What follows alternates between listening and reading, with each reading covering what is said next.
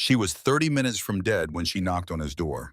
A woman cast out into the worst blizzard Wyoming had seen in a decade, not by weather, not by bad luck, but by a man who decided she wasn't worth keeping. She had $20, one canvas bag, and 15 miles of frozen mountain between her and the nearest town. She had no shelter, no horse, and no one in the world who knew her name. What she had was one light, a single amber glow burning through the white chaos of the storm somewhere up the ridge. She could knock on a stranger's door, or she could let the mountain finish what that man had started. She knocked, and the door that opened changed everything. If you're watching from anywhere in the world, drop your city in the comments below. I want to see how far Clara's story travels.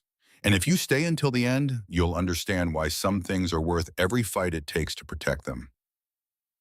Hit that like button and let's begin. The storm had been building since noon, stacking itself against the Absaroka Range in thick gray layers that pressed down on the valley like a hand over a mouth. By 3 in the afternoon, the temperature had dropped 15 degrees, and the wind had found its voice, not a howl, but a scream, the kind that lived in a woman's chest long after the storm had passed. By 5, when the light went from gray to black in the span of 20 minutes, the snow was falling sideways. Clara Maddox stood on the platform of the Redstone Crossing Depot and tried to remember how to breathe. She had imagined Wyoming 100 times on the train west from Philadelphia. She had imagined open sky and mountain air and the clean, particular silence of wide country. She had imagined a man who meant what he wrote in his letter, words like partnership and respect and the chance to build something lasting. She had read that letter so many times the paper had softened along the folds, the ink worn pale at the edges from her fingertips moving over it in the dark berth of the sleeping car, tracing the sentences like they were promises she could hold on to. She had not imagined this. The man waiting at the depot was broad-shouldered and clean-shaven, with the kind of face that looked arranged rather than lived in the jaw, too deliberate, the eyes calculating even when they tried to appear warm. Warren Greer was 47 years old and owned by various accounts more of this valley than any one man had the right to. He wore a coat that cost more than Clara had earned in 3 months at the mill, and he looked at her the way a buyer looks at livestock when the description in the advertisement turns out to have been generous. He looked at her for a long time. She stood very still under that look and felt something inside her go rigid. Not shame because she had done nothing to be ashamed of, but a cold recognition. She had seen that look before. She knew what came after it. "Miss Maddox," he said finally. His voice was smooth and unhurried, the voice of a man who had never been told no and found the concept mildly amusing. "You look different than I expected." "Mr. Greer," she kept her voice even. "Different how?" He smiled. It did not reach his eyes. "The broker described you as handsome. I think he and I have different definitions of the word." The words landed without ceremony, the way a door closes. Clara felt the cold more acutely now, though the wind had not changed. She looked at him and waited because some part of her still believed that the man who had written those letters, the man who had used words like partnership and chosen carefully, was somewhere inside this one, temporarily misplaced. "I've made a mistake," Warren Greer said. He reached into his coat pocket and produced a folded bill. $20 American. He held it out between 2 fingers with the same casual ease he might use to tip a waiter. "This should cover your trouble. I'd suggest the boarding house in town, though I believe they're full given the weather. There may be something at the hotel." Clara looked at the $20. She looked at the sky. The snow was falling harder now, and the temperature was still dropping, and she had one canvas bag, and the last train back east had left 2 hours ago. "It's going to be dark in an hour," she said. "Yes." "There's a storm coming." "Yes." "And you're giving me $20 and telling me to leave." Warren Greer tucked the bill into the front pocket of her coat with the efficiency of a man settling a small debt. "The arrangement isn't going to work, Miss Maddox. I see no reason to prolong it." He turned toward the waiting carriage without another word, and the driver clicked the horses forward, and the carriage moved away down the rutted road and disappeared into the gray, and Clara stood alone on the platform in the growing dark with $20 in a canvas bag and the particular weight of a future that had just been canceled. She went to the boarding house. Full. She went to the hotel. They wanted $40 up front, and the man behind the desk looked at her traveling clothes and her single bag and her face, which she supposed was not handsome in Warren Greer's definition of the word, and he did not offer to negotiate.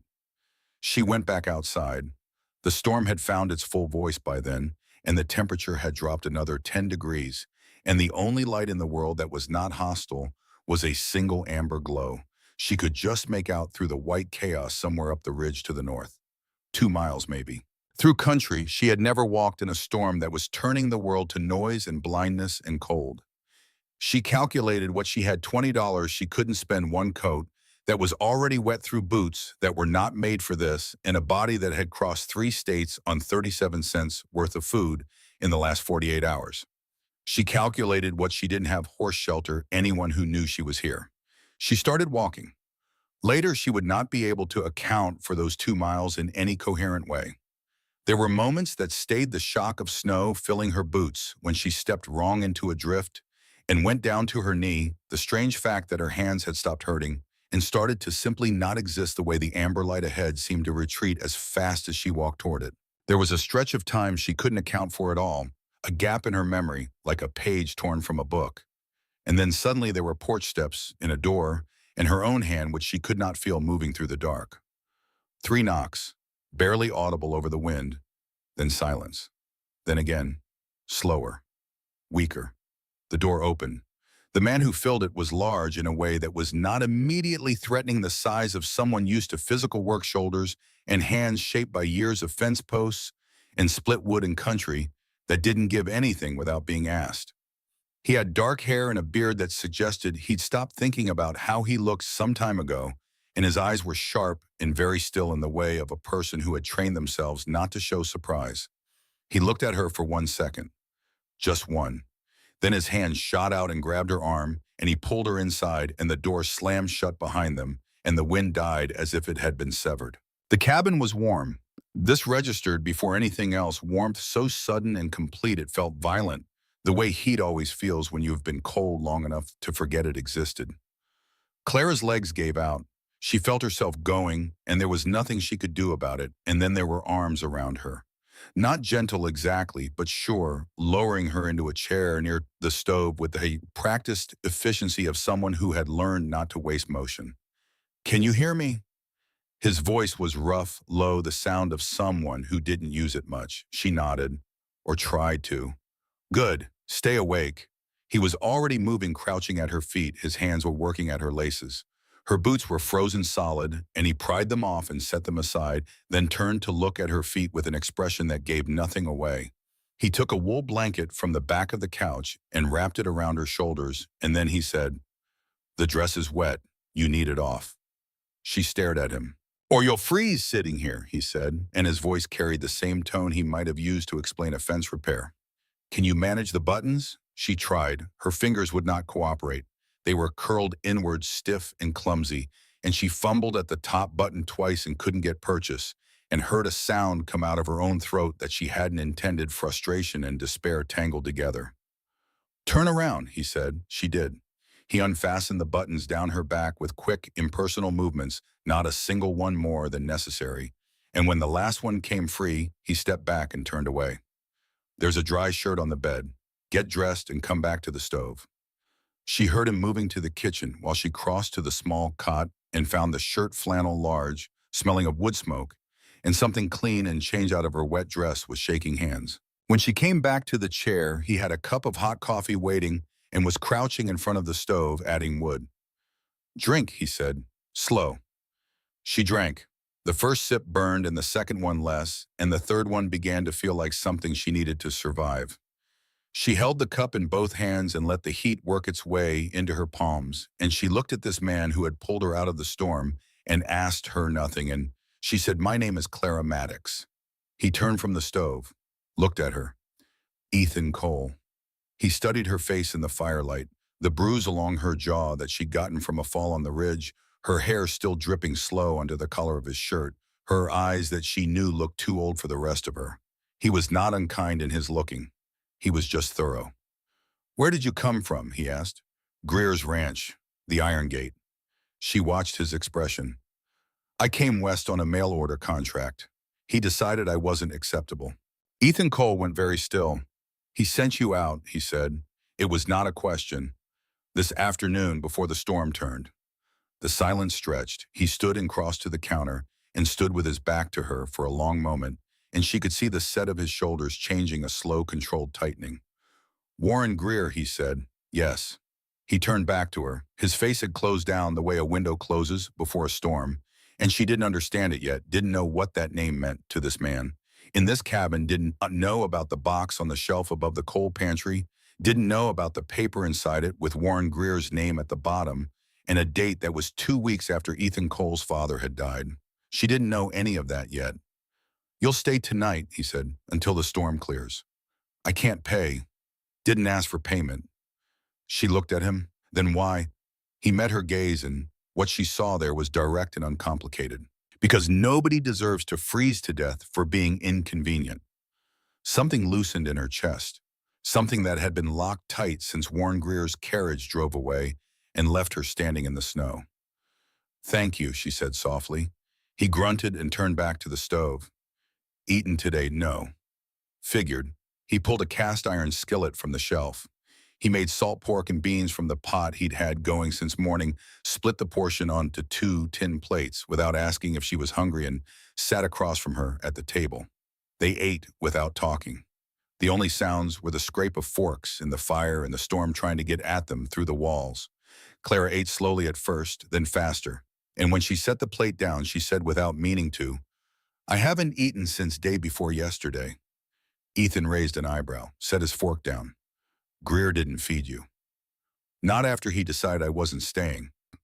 Something moved through his expression, brief and cold and quickly contained. "Bastard," he said. The word came out flat with no performance in it. Clara glanced up, startled. He was already collecting the plates. "You'll take the bed," he said. "I'll take the floor. You just walked 15 miles through a blizzard." He said it as if it settled the matter, and somehow it did. "There's extra blankets in the chest if you need them." She climbed the loft ladder slowly, her body cataloging every protest she hadn't had time to register during the walk. At the top, she found a real bed, not just a cot with a thick quilt and a pillow that smelled like pine and clean linen, and she sat on the edge of it for a moment with her hands folded in her lap, and she thought, "I am alive." That was all. Just that. Below, she heard him spreading a bedroll near the stove, heard the quiet sounds of a man arranging himself for sleep in the way of someone who had done it alone for a long time. The fire crackled. The storm howled. The walls held. Clara lay back and let her eyes close, and for the first time since the train pulled into Redstone Crossing Station, she did not feel like something that had been thrown away. She just felt like a woman who had survived the day. The storm raged for 2 more days. It piled snow to the window ledges and turned the pine forest into a landscape of white architecture and made the world outside a roaring void of white noise and cold. Ethan went out twice a day, morning and late afternoon, to check the barn-breaking trail, through drifts that came to his chest, returning with snow on his coat and ice in his beard, and a brevity to his movements that suggested the cold was something to be respected but not feared. Clara stayed inside. She did not ask what she should do. She simply found what needed doing and did it. On the first morning, she folded the blankets and washed the dishes and stoked the fire when it burned low. On the second morning, she figured out the bread, his Dutch oven, his starter, a recipe she had to reconstruct from memory, because the one she'd grown up with had been for a different stove in a different life. And when it came out imperfect but edible, she felt a satisfaction that surprised her. She organized the shelves in the cold pantry, mended a tear in the curtain with thread she found in the small sewing kit tucked under the windowsill, and by the third day she was splitting kindling with his axe, which was too heavy for her, and learning to compensate. Ethan watched all of this. Not in a way that felt like supervision, more in the way of a man who had been alone long enough that any other presence in his space required some quiet calibration. He would look up from his work at the table and observe her for a moment, and then return to whatever he was doing, and Clara pretended not to notice. On the second evening, while he was mending a bridle and she was stacking wood by the stove, she asked the question she'd been circling. "How long have you been out here alone?" He didn't look up from the leather in his hands. 8 years. "That's a long time." "It's the right amount." She looked at him. "For what?" He was quiet for a moment, working the awl through the leather. "For figuring out who you are without anyone else's version of you." Clara set a log down carefully. She understood that in the particular way of someone who had spent 6 years in a mill where 300 women did the same job the same way every day until you forgot that you were a separate person inside that identical rhythm. She had come west to become something other than interchangeable. She had just badly misjudged the path. I worked in a textile mill, she said. Philadelphia. 6 years. Long time for a young woman. I was saving for a way out. She leaned against the wood stack. The advertisement seemed like a legitimate one. Most of them aren't. Most of them are honest enough. The broker I used had a decent record. She paused. I kept the original letter, the one Warren Greer sent through him. Ethan looked up at that. His expression was unreadable. He made promises in it, Clara said. Specific ones. A home respect partnership. His words. Smart keeping it. I read it 100 times on the train. I thought it meant something. Her voice didn't waver, but there was a quality to it, not bitterness, which would have been easier to hear, but something more precise. The calibrated disappointment of a person who had expected better and wasn't quite done processing the gap. It told me what kind of man he was, didn't it? He made promises he never intended to keep. Most men who write like that don't. You write like that? I don't write at all if I can help it. She almost smiled. That night over venison stew, his recipe, her execution since he'd taken over barn duties while she managed the kitchen, she asked about the ranch. 200 acres, Diddy said. Most of it grazing. Small herd, 6 horses a barn. I've rebuilt 3 times because the wind doesn't respect my construction. He looked at his bowl. Runs well enough alone. Could run better with 2. She watched him. Is that an offer? He looked up, and for a moment she saw something shift behind his eyes. Calculation, consideration, and something else she couldn't quite name. Then it closed down again. It's an observation, he said. What you do with it is your business. After dinner, she climbed to the loft and lay in the dark and thought about that for a long time. On the 3rd morning, the wind died. Ethan was already outside when she woke. She heard the barn door, and then his boots on the porch steps, and when he came in, he was moving differently, the held tension of the storm days releasing itself in his posture. He hung his coat on the peg and looked at her, and she was already standing at the window, looking at the white world outside the pine trees bent under their loads of snow. The sky clear and aching blue. It's over, he said. Yes. She turned from the window. What happens now? He crossed to the stove and poured 2 cups of coffee and handed her one.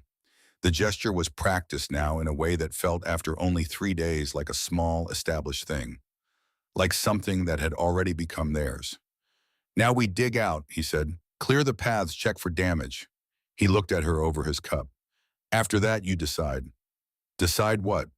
Whether you leave or stay. Clara wrapped both hands around the cup. The morning light was coming through the windows now, making the cabin bright and warm, and smaller than it had seemed in the storm dark, and she could see all of it clearly. The small table with its 2 plates and 2 cups, the loft with its thick quilt, the shelves she'd reorganized, the wood stack she'd built up by the stove. She could see the shape of a life in it, rough-edged and incomplete, but undeniably present. If I stay, she said carefully, what does that mean? Means you work, same as me, earn your keep, pull your weight. He met her eyes. Not as a servant, as a partner. The words settled between them with more weight than he'd probably intended, or maybe exactly as much as he'd intended. She was still learning to read him. Why would you offer that? She asked. Because I could use the help, he said, and because you have already proved you are not afraid of hard work. He paused. It's your choice. No obligation. She looked at this man who had pulled her out of a blizzard and asked nothing for it, who had given her his bed and his shirt and his food, and had treated her care with the same steady matter-of-factness he applied to every other necessary thing. She looked at the cabin he had built with his hands and the land outside that was blinding white and free and enormous. I'll stay, she said. Ethan nodded once. Good. And that was all. No ceremony, no promises, just a decision made and accepted between 2 people who had both learned, for their own different reasons, that simple things were the only ones that lasted. They spent the rest of that day digging out a full 10 hours of breaking trail and clearing the barn roof and checking fence lines for damage and hauling frozen water from the creek when the pump wouldn't cooperate. Clara worked without complaint. She followed Ethan's lead without needing him to explain twice, And by the time the sun dropped behind the ridgeline, they had cleared enough space around the property to breathe, and her shoulders ached in the particular way that came from honest work done with the whole body.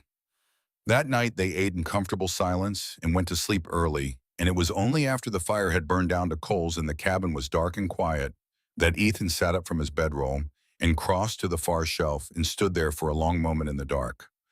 The box was there where it always was, old cedar latch rusted shut, his father's initials burned into the lid. He hadn't opened it in 3 years.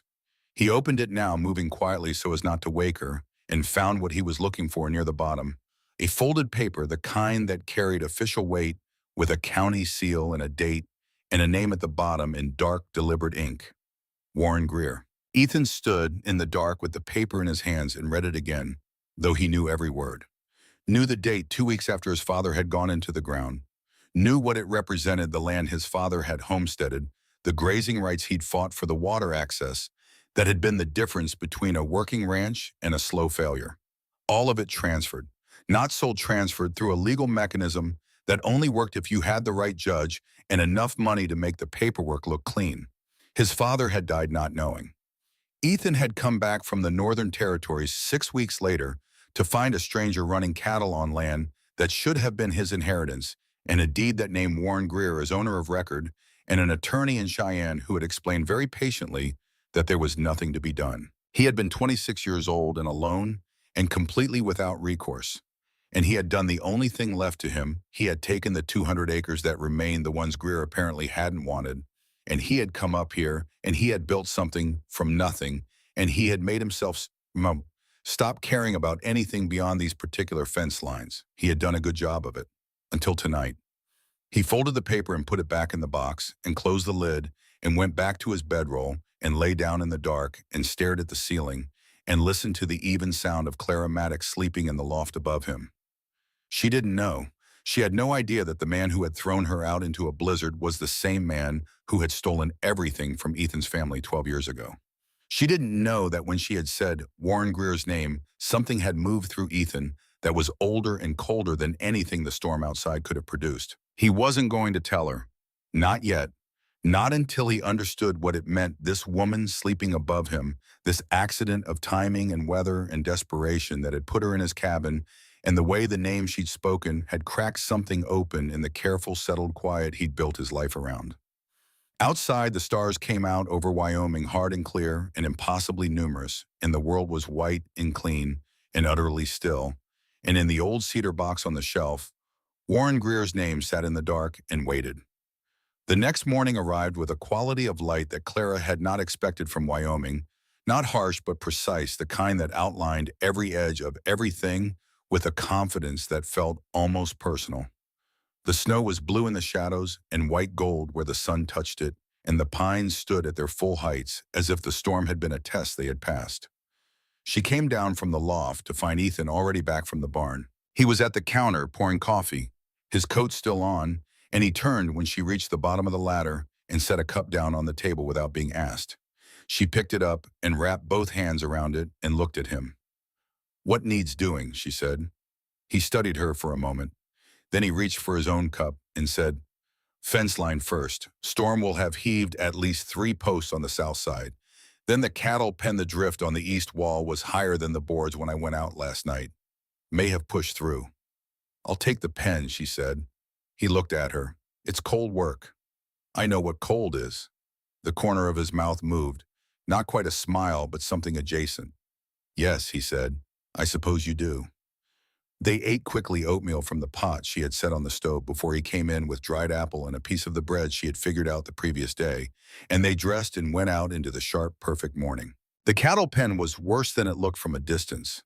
The east wall had buckled inward under the weight of the drift, not catastrophically, but enough that 2 boards had cracked through and the gap was wide enough for an animal to push through, given sufficient motivation. 3 of the young steers had in fact done exactly that and were standing in the snow 30 feet from the pen with the particular expression of cattle who have escaped and are not entirely sure they're glad about it. Clara spent 2 hours on the pen. She nailed the cracked boards, reinforced the post that had kicked outward, and retrieved the 3 escapees with a combination of grain-scent patience and a technique involving moving slowly from behind that Ethan had shown her the first week without her asking for instruction. By the time she was done, her hands were raw and her shoulders ached, and she had a bruise on her shin from a board that had caught her at an angle. She stood back and looked at the work and felt the specific satisfaction of a problem that had been solved with physical effort and clear thinking.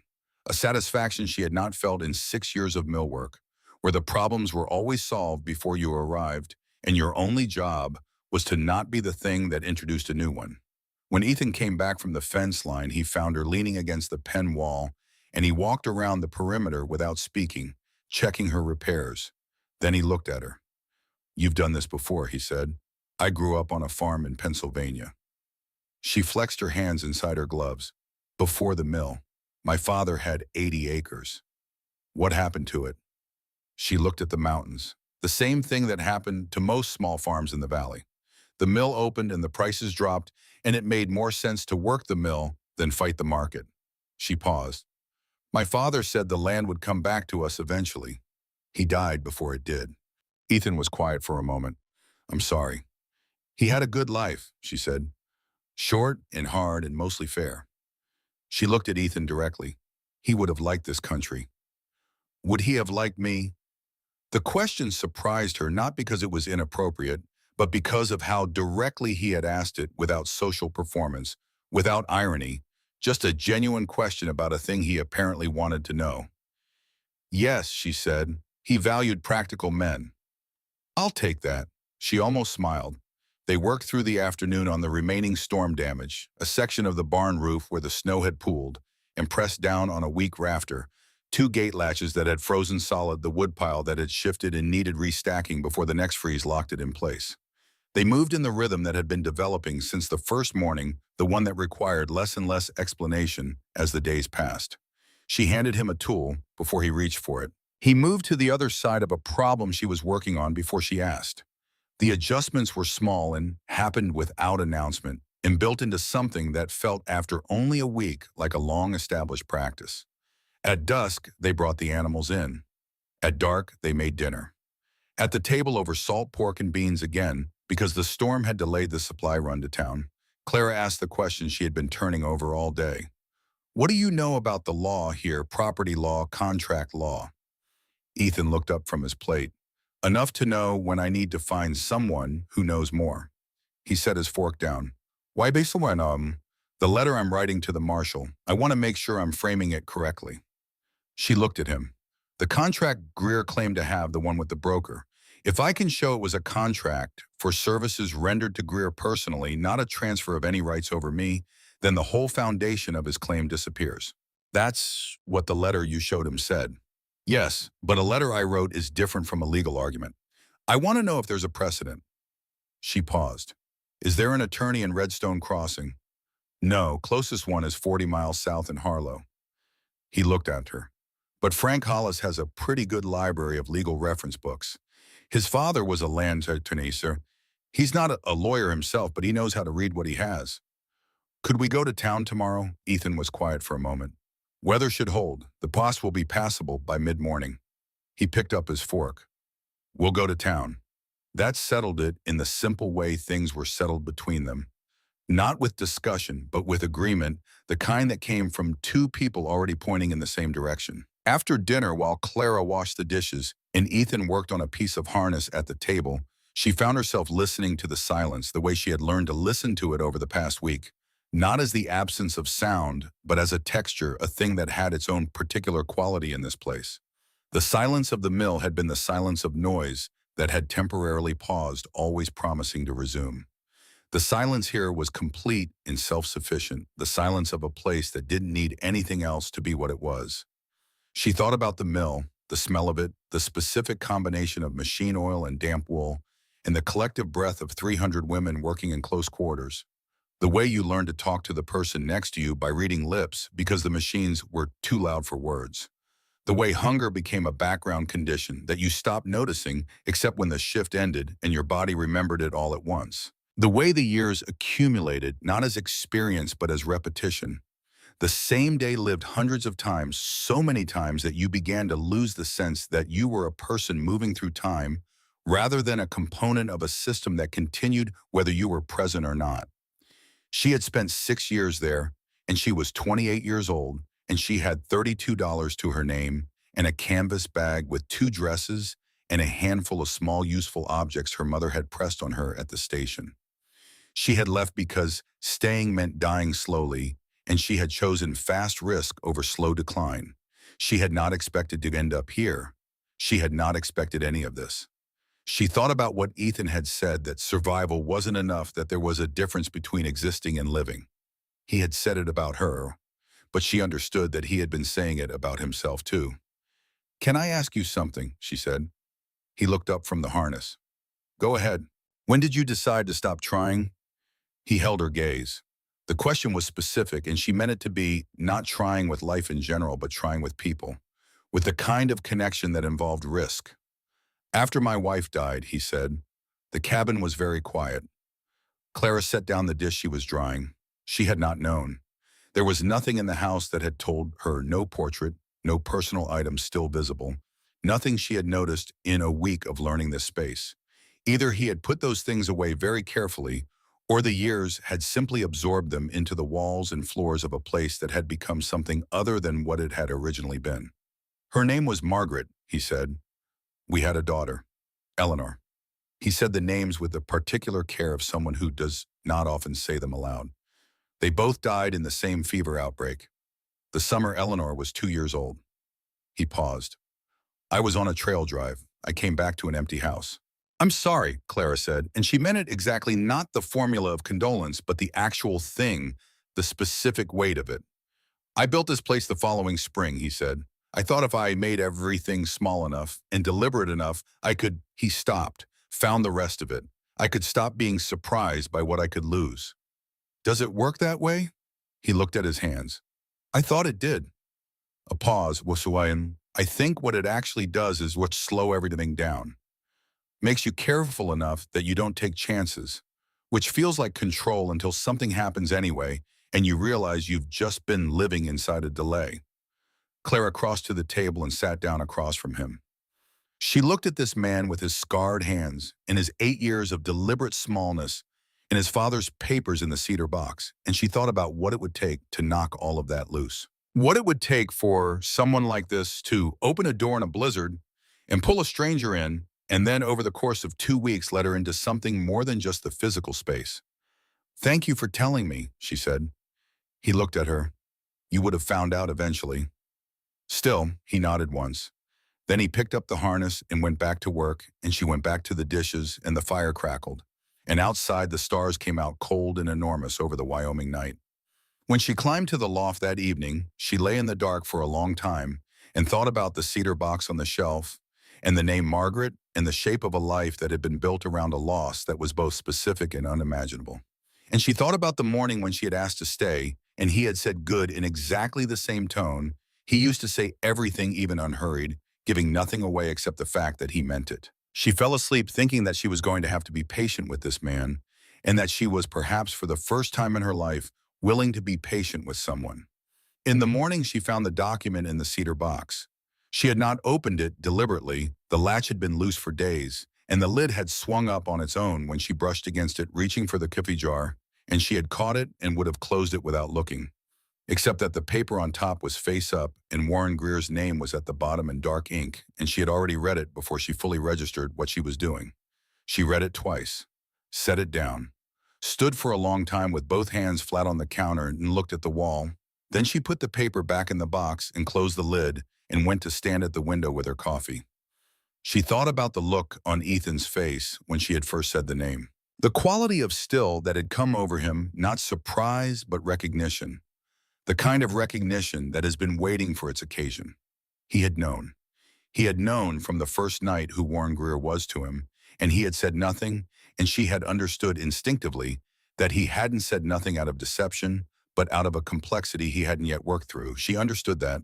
She had her own complexities. They were not the same thing, but they were related things. And when Ethan came in from the barn and found her at the window, he looked at the cedar box on the shelf and back at her, and she looked at him, and neither of them said anything for a moment. "I didn't mean to see it," she said. "I know." He hung his coat on the peg. "I should have told you." "Yes. I was working out what it meant, whether it was relevant to you."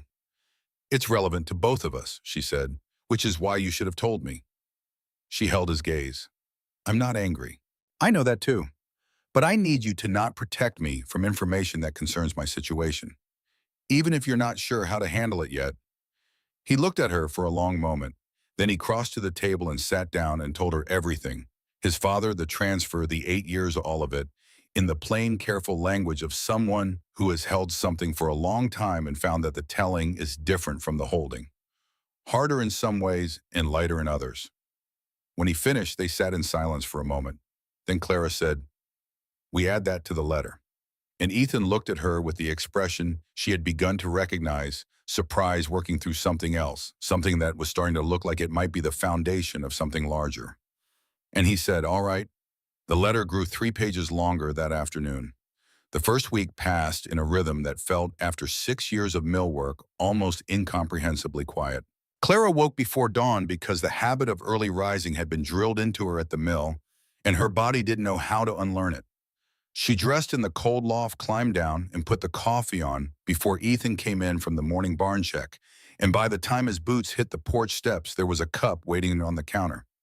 He took it without comment, but on the 4th morning, he looked at it for a half second before picking it up, and something in that pause told her he had noticed, that he'd been noticing all along. They moved through the days and practiced parallel him to the animals and the fence lines and the cutting and stacking of wood, her to the house and the water and the cooking, and increasingly to the outdoor work alongside him. She was learning the land. Methodically, the way she had once learned the layout of the mill floor, which machines ran hot, which ones needed coaxing, where the floor had a soft spot that could catch an ankle in the dark. Here it was which fence posts had heaved in the frost and needed resetting, which of the horses spooked at the wind coming from the east, where the creek ran shallow enough to cross in boots without soaking through. Ethan taught her without making it feel like teaching. He would demonstrate something once clearly and then step back and let her figure out the rest.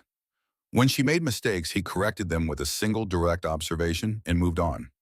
He never said the words again or held them over her. She found that she trusted him in a way that came from the absence of the little cruelties that men sometimes dressed up as correction. On the 6th day, she asked about the horses by name, and he told her the bay mare was Patience, a name she had earned inversely. The black gelding was Smoke. The old roan was Barley. The young stallion, barely 2 years old, was Cole. The 5th horse, a dun with a laid-back ear, had no name yet. Ethan had bought her at auction 2 months ago and hadn't found a word that fit. What does she do when she's not being difficult? Clara asked, standing at the stall door, watching the dun watch her back. Runs, Ethan said, faster than anything on this property. Then call her River. He looked at the horse, looked at Clara, said nothing for a moment. Then River. The dun flicked her ear forward as if considering the offer. It was the first small thing they built together, and neither of them said so. She was splitting kindling on the morning of the 9th day when she heard riders.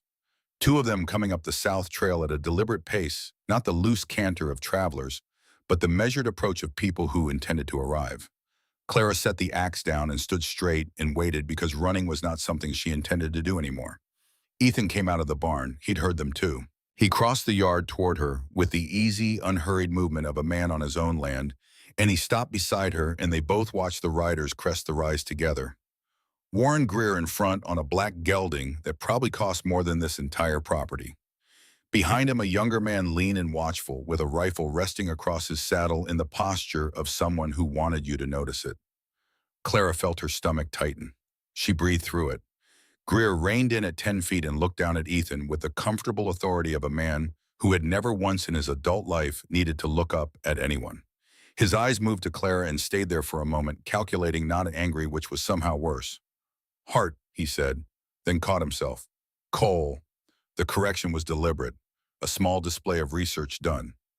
Greer, Ethan's voice was flat as stone. I was told you have a woman on your property. I have a ranch hand on my property. She earns her place. Greer smiled. It did not improve his face. Come now, let's be honest with each other. She's the woman from my contract. She belongs. She's not a horse, Ethan said. She doesn't belong to you. She signed a contract. You voided it when you sent her into a blizzard with $20 and no shelter. Ethan's voice was still flat, still even, but something had moved into it. Not anger, which would have been easier to handle, but a cold certainty that had no give in it. That's not a contract. That's abandonment. Greer's jaw tightened. She signed legal documentation. The documentation was between you and the broker, Clara said. Both men looked at her. She had not planned to speak, but she had also spent 3 nights reading and rereading the letter and the contract terms by firelight, organizing her understanding the way you organize a room, knowing where everything was before you needed to put your hands on it in the dark. She reached into her coat and produced the folded letter. This is what you sent, through the broker, through the post to Philadelphia. She held it up. It is a letter of invitation. It specifies partnership, respect a home. It does not specify conditions of appearance or demeanor. You did not pay for my passage, Mr. Greer. You paid the broker's fee. My ticket was purchased with money I earned and saved over 2 years. She met his eyes. So the only contract you hold is with a broker in Pennsylvania, not with me. The silence after that was the kind that had texture. Greer looked at the letter, then at her, then briefly at Ethan, who had not moved, who stood with his thumbs hooked in his belt and his expression entirely closed. Then back to Clara. You're a clever woman, he said softly. I'd be careful about that. I've been careful my whole life, Clara said. It didn't get me very far. I think I'll try something else. Greer's expression shifted, the smile dropping away, leaving the face beneath it, which was harder and less rehearsed. He looked at her the way men look at things that have surprised them and haven't yet decided whether to be impressed or threatened. Then he looked at Ethan. You're making an enemy, Greer said. I already have one, Ethan said. Now I just know his name. Something moved through Greer's face at that brief and sharp, the flinch of a man who has heard something that hit closer than he expected. It was gone in an instant, smoothed back into the composed surface, but Clara had seen it. Greer pulled his reins. This conversation isn't over. For today it is, Ethan said. Get off my land. Greer turned his horse in a precise half-circle and rode back the way he'd come. His man followed without looking at either of them. They disappeared over the ridge, and the sound of hoofbeats faded into the wind, and then it was just the two of them standing in the cold yard in the white sunlight. Clara let out a slow breath. Her hands were shaking now, the adrenaline finding its exit. You were ready, Ethan said. I've been ready since the depot, she said. He looked at her for a long moment. Then he turned and went back toward the barn. Come on, he said. Fence on the south line needs checking. She followed him, and neither of them spoke about it again. But that evening after dinner, after the fire had settled into its comfortable crackle, and Ethan was at the table with his ledger, and she was mending the hem on her second dress, the only one that had survived the blizzard in wearable condition, she said without looking up from her work. You knew his name before I told you. The scratching of the pen stopped. I knew of him, Ethan said carefully. That's not the same as what I saw on your face. A long pause. The fire, the wind outside gentler now than it had been all week. He has history in this valley, Ethan said finally. Most people do if they've been here long enough. She looked up at that. He was still looking at his ledger, but the pen was not moving. What kind of history? He met her eyes then, and she saw something there that she couldn't quite read, something that wanted to come out and something else that was holding it back the way a river looks when it's running too hard under ice. Old history, he said, nothing that changes what's in front of us. She studied him for a moment, then she went back to her sewing. She did not ask again. She had learned in the past week that Ethan Cole would tell her what she needed to know when he was ready to tell it, and that pushing only made him more quiet. She could wait.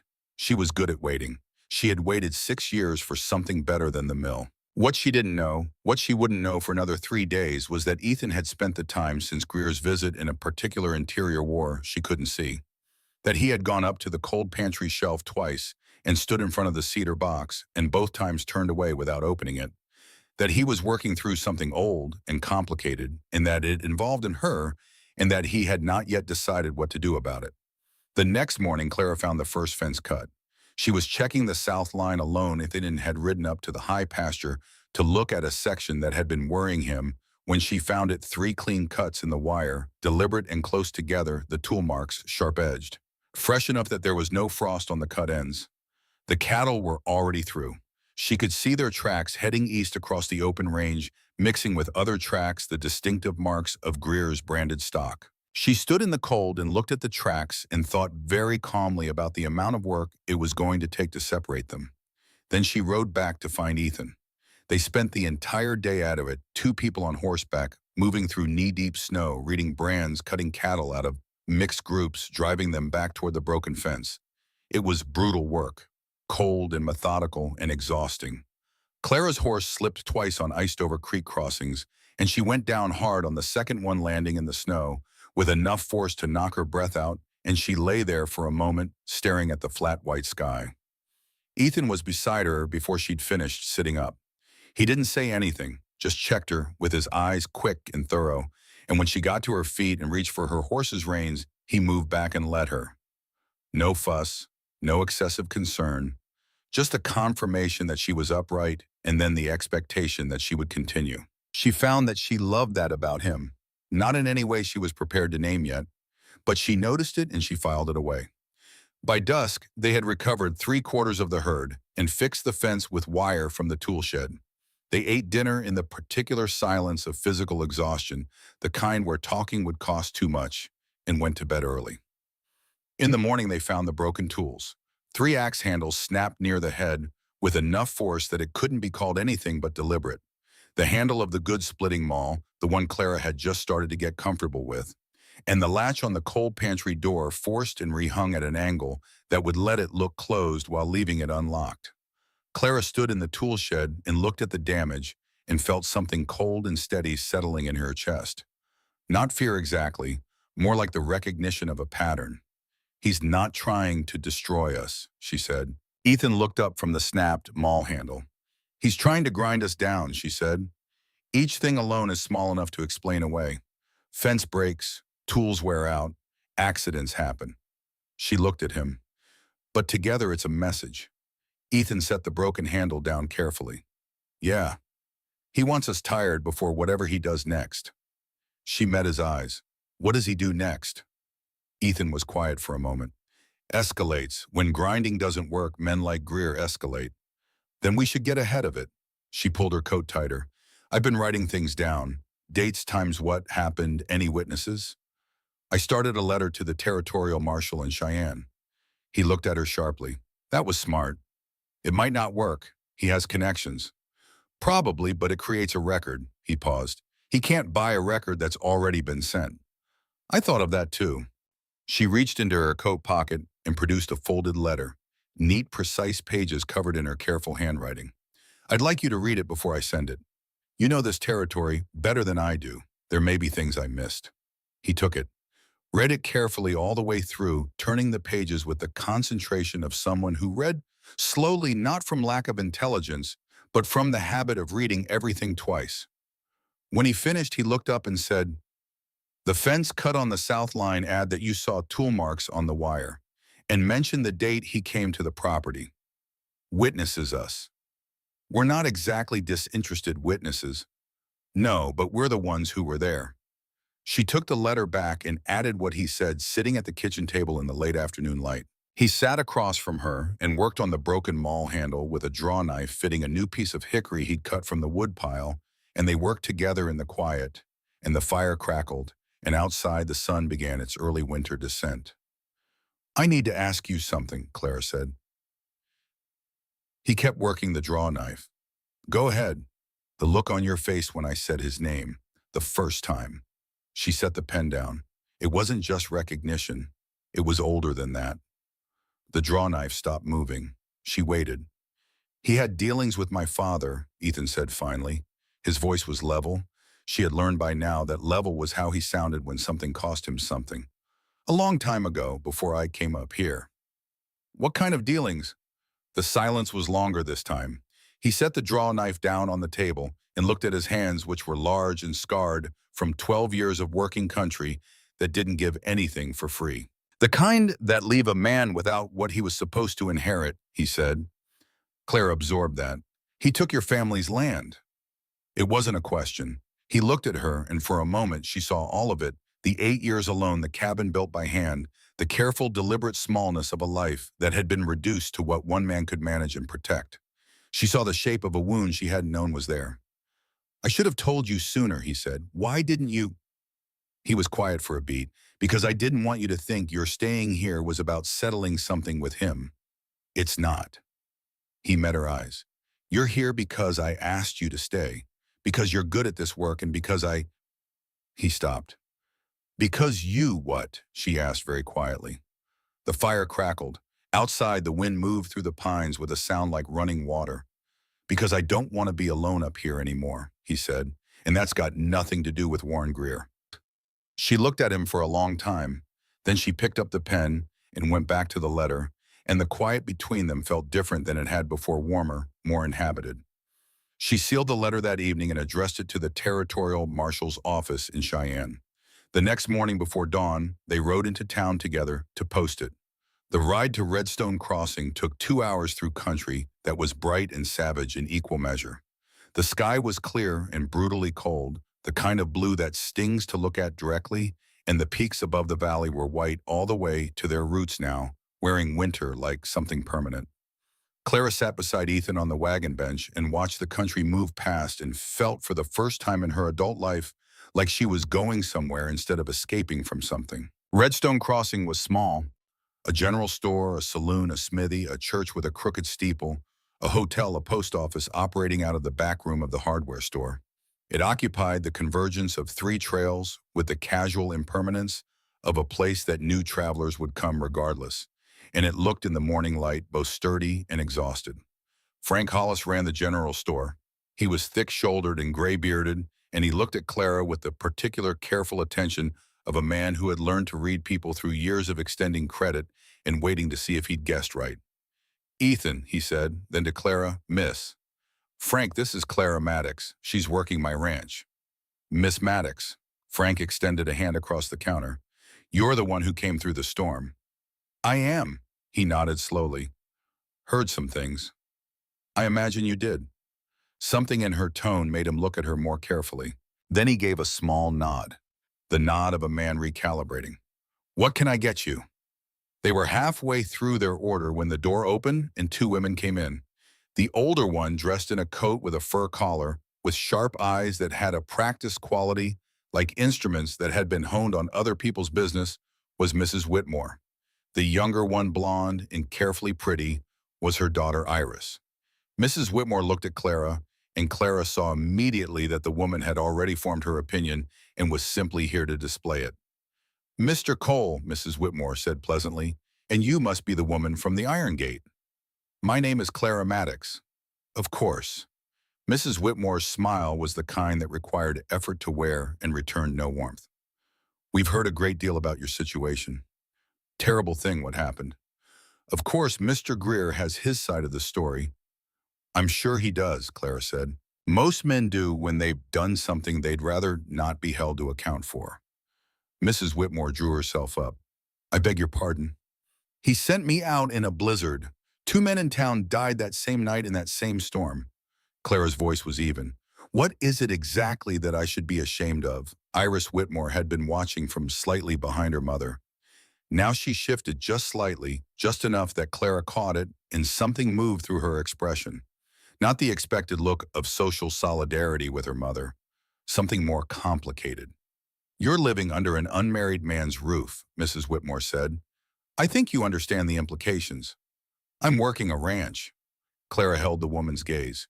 "If that's what your community objects to, then I understand exactly where I stand. And I'd rather stand here honestly than keep any kind of company that would require me to pretend a man throwing a woman into a blizzard is acceptable behavior." Frank Hollis behind his counter made a small sound that was almost certainly a cleared throat, hiding something else entirely. Mrs. Whitmore's face had gone rigid. "You have a sharp tongue." "I have an accurate one," Clara said. "There's a difference." In the end, it was Ethan who set up the exchange to its close, not by defending Clara, she noted, but by simply paying for the supplies and collecting them from the counter with the unhurried deliberateness of a man who had decided the conversation was finished. "Morning, Frank," he said. "Morning, Ethan." Frank tucked a small package, coffee, a quarter pound more than they'd ordered, into the top of the supply sack. He didn't say anything about it. Clara noted that too. Outside, Ethan loaded the wagon in silence. Clara climbed up and sat watching the town two men in front of the saloon who had watched the whole exchange from a careful distance.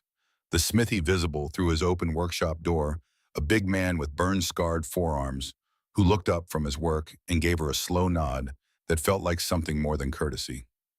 Dutch alderman, Ethan said, following her gaze, runs the smid, knows this valley.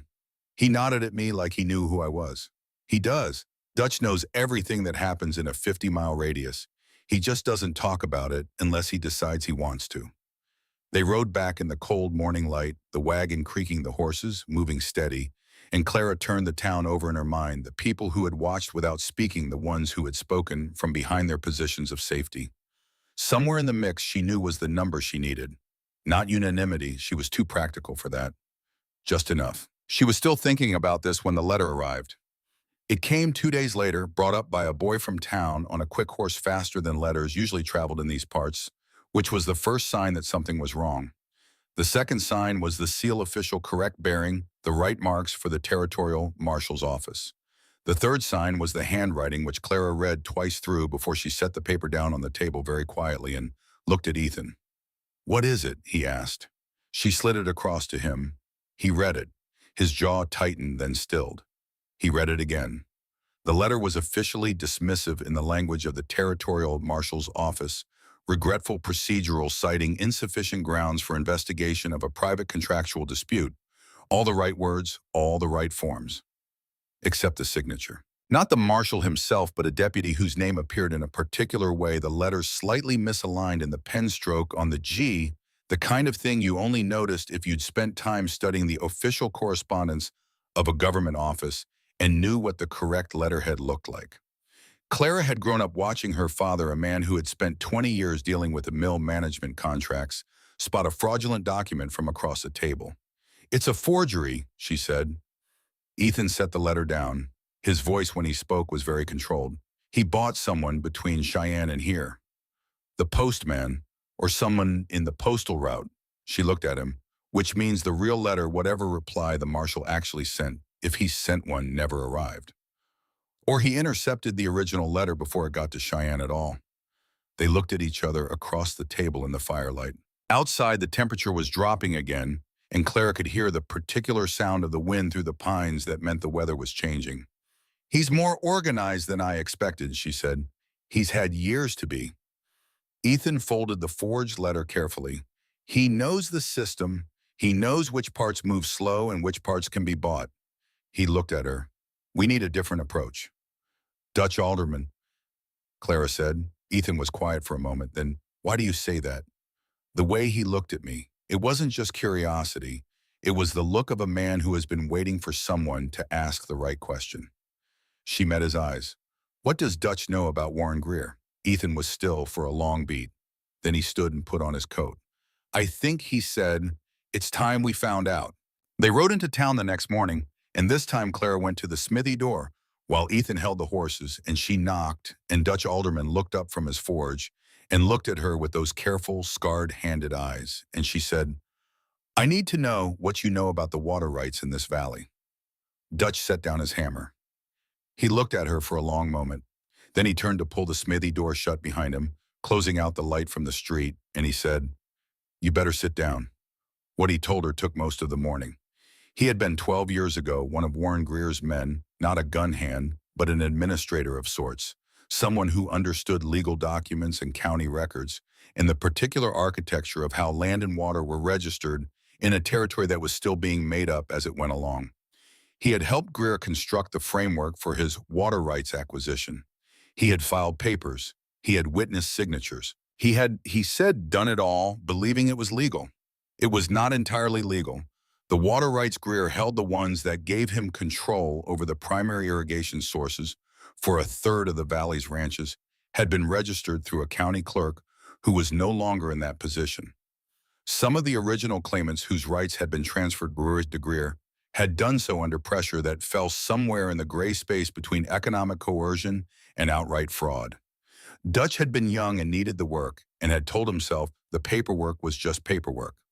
Then he had watched what Greer did with the control those rights gave him, and he had quit, and he had moved to the smithy, and he had spent 10 years keeping his mouth shut. "Why are you telling me this now?" Clara asked. Dutch looked at his hands, the scarred, capable hands of a man who worked with fire and metal and the fundamental properties of things. "Because I'm tired of knowing what I know," he said. "And because he sent men to cut Ethan Cole's fence and break his tools, and Ethan Cole's father was a good man who deserved better." He looked at her steadily. "You put this in a letter to Cheyenne. You put my name on it as a witness, and I'll stand behind it." Clara rode back to the ranch with a second letter drafted in her head before she reached the gate. Ethan listened to everything Dutch had told her without interrupting, and when she finished, he was quiet for a long time. "He'll go after Dutch," Ethan said. "Dutch knows that. Dutch is willing. Dutch is tired of being afraid of a man who doesn't deserve the power he holds." She looked at him. "I think there are more people in this valley who feel that way than Greer knows." Ethan looked at her across the kitchen table in the firelight, and what she saw in his face was something she hadn't seen before, not worry exactly and not calculation. Something more like wonder, like he was looking at something unexpected and trying to work out how it had gotten there. "What?" she asked. "Nothing," he said. "Write the letter." She wrote it that night, and it was better than the first, more specific, more documented, with Dutch's account woven through it and the details of the forged reply included. She was finishing the last paragraph when she heard Ethan say very quietly, "Clara." She looked up.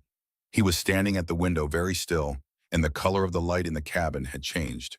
She crossed to the window and looked out, and she saw what he was seeing far down the south trail, moving through the dark 3 lanterns, and behind them more.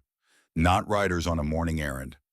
Riders coming with purpose in the dark, multiple, and deliberate.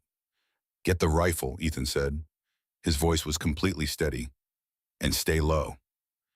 They worked through the night, not literally, but in the way of people who have moved past the point of stopping. Clara organized the documents at the kitchen table in a sequence she had worked out over the previous 2 weeks, Dutch's account first establishing the pattern, then the original homestead deed and the transfer documents showing the mechanism, then Iris Whitmore's correspondence showing the broader reach, then the forged marshal's letter showing active interference with the legal process, and finally the letter from Greer to Albright, which was the capstone, the document that connected all the individual acts to a single deliberate intelligence. Ethan sat at the table and read through the assembled package twice the way he read everything. Then he looked up and said, "If we get to Cheyenne and the right person reads this, it's enough." "I know," Clara said. "The question is the right person." Dutch said there's a circuit court judge named Fielding. He came from Illinois originally, doesn't owe his position to territorial interest. He paused. "He's methodical, slow, but honest." "How does Dutch know this?" "Dutch knows everything in a 50-mile radius." He almost smiled. "He says Fielding took a water rights case from a family in Larimer County 2 years ago and found for them against a man who had 5 times the money and 4 times the lawyers. Process took a year and a half. We have time for that." "Do we?" She looked at him. "Greer moves when he thinks he's losing control. He's been moving fast fence tools riders in the night-forged letter. That's not patience, that's escalation." She set her coffee cup down. "Men who escalate that fast aren't thinking clearly. They're reacting." She paused. "A patient legal process is actually our advantage. He'll keep making mistakes while we wait." Ethan looked at her for a long moment. "You're thinking 10 moves ahead." "I've been thinking 10 moves ahead since the depot," she said. "I just didn't have enough information until now." He made a sound that was not quite a laugh, but was the closest he came to one without trying. They were at the window watching the approaching riders when the tension in the room changed. Not changed, gradually changed all at once, the way temperature changes when a door opens. Clara picked up the rifle from beside the window and checked the chamber with practiced efficiency. She had been practicing every morning the way Ethan had taught her, without making it a lesson, and moved to the far side of the window frame out of the direct line. Ethan was already at the door. The riders stopped in the yard and Bly called out, and Ethan answered from the porch, and the exchange began in the cold night air, and Clara stood at the window with the rifle and listened. She could see all 4 of them clearly in the lantern light, Bly in front, the other 3 spaced at angles that were not accidental. She could see the rifles in 2 of the 3 sets of hands. She could see the moment when one of the men in the back started to bring his rifle up and thought better of it when Bly's hand came up. She kept the shotgun steady. The negotiation happened the way such negotiations happen. Neither side giving ground, both sides knowing the actual outcome was being decided not by the words, but by the calculation each was running about what the other was willing to do. Clara ran her own calculation: 4 armed men against 1 rifle on the porch and 1 shotgun at the window. The numbers favored Greer's men on paper, but paper didn't account for the fact that they were on someone else's property in the dark, that the legal situation was not in their employer's favor, and that the man on the porch was not going to move regardless of what they offered. She had known that about Ethan since the 3rd day. The men rode away. She watched them go, tracking the lanterns until they dropped below the ridgeline, and then she lowered the shotgun and let out a breath and stood for a moment in the dark of the cabin. When Ethan came back inside, he looked at her, at the shotgun, at the window, at the position she had taken. "You could see all 4 of them from that angle," he said. "Yes." The one in the far right was thinking about raising his rifle. "I saw that." He was quiet for a moment. "What were you going to do if he had fire through the window," she said simply, "and give you time to get back inside?" The silence between them carried the weight of that. "I should tell you something," he said. She waited. "My father used to say that the measure of a person wasn't what they did when things were easy. It was what they stayed when things got hard." He looked at her. "You've stayed." "I said I would." "Lots of people say things." She held his gaze across the cabin, across the firelight, across the weeks of shared work and meals, and small conversations that had built without being designed into the skeleton of something she hadn't had a word for until recently. "I meant it," she said. He nodded once. Neither of them said anything else. But something had shifted in the room, the way the air shifts before weather, the way a season turns, not in a single moment, but arriving with the cumulative certainty of something that has been coming for a long time and has finally reached you. The next morning, Clara rose before dawn and wrote the new letter to the Federal Circuit Court by the light of a single candle, and the writing came easily, the way writing comes when you know exactly what you mean to say and why. Outside, the stars were still out, and the valley was dark and quiet and enormous, and the pen moved across the paper, and in the cedar box on the shelf, Warren Greer's name waited to answer for what it had done. She sealed the letter at first light. She addressed it in her best hand. She sat and looked at it on the table for a moment. Then she heard Ethan's boots on the porch and the door opening, and she looked up, and he was standing in the doorway with snow on his coat and something in his expression that she was still learning to read, not emotion exactly because he kept those close, but the shape of something being decided. "Weather's holding," he said. "Good." He crossed to the counter and poured coffee and set 1 cup in front of her without being asked, and she thought again about the morning when she had first understood that this was not just practical arrangement anymore. How it had happened so incrementally that she had looked up one day and found herself inside something she hadn't designed, hadn't applied for, hadn't been promised in any letter from any broker. Something that had simply grown the way things grow in honest conditions, slowly and with roots that went deep before the visible part appeared. "Ready to go?" he asked. She picked up the letter in her coat. "Yes," she said. They came 4 strong, their horses making deliberate tracks in the snow that would still be readable by morning, and Ethan thought in the cold, analytical part of his mind that ran parallel to everything else that the tracks were either arrogance or a message, and with Warren or Greer it was usually both. He stood on the porch with the rifle across his arm, not raised, not aimed, just present.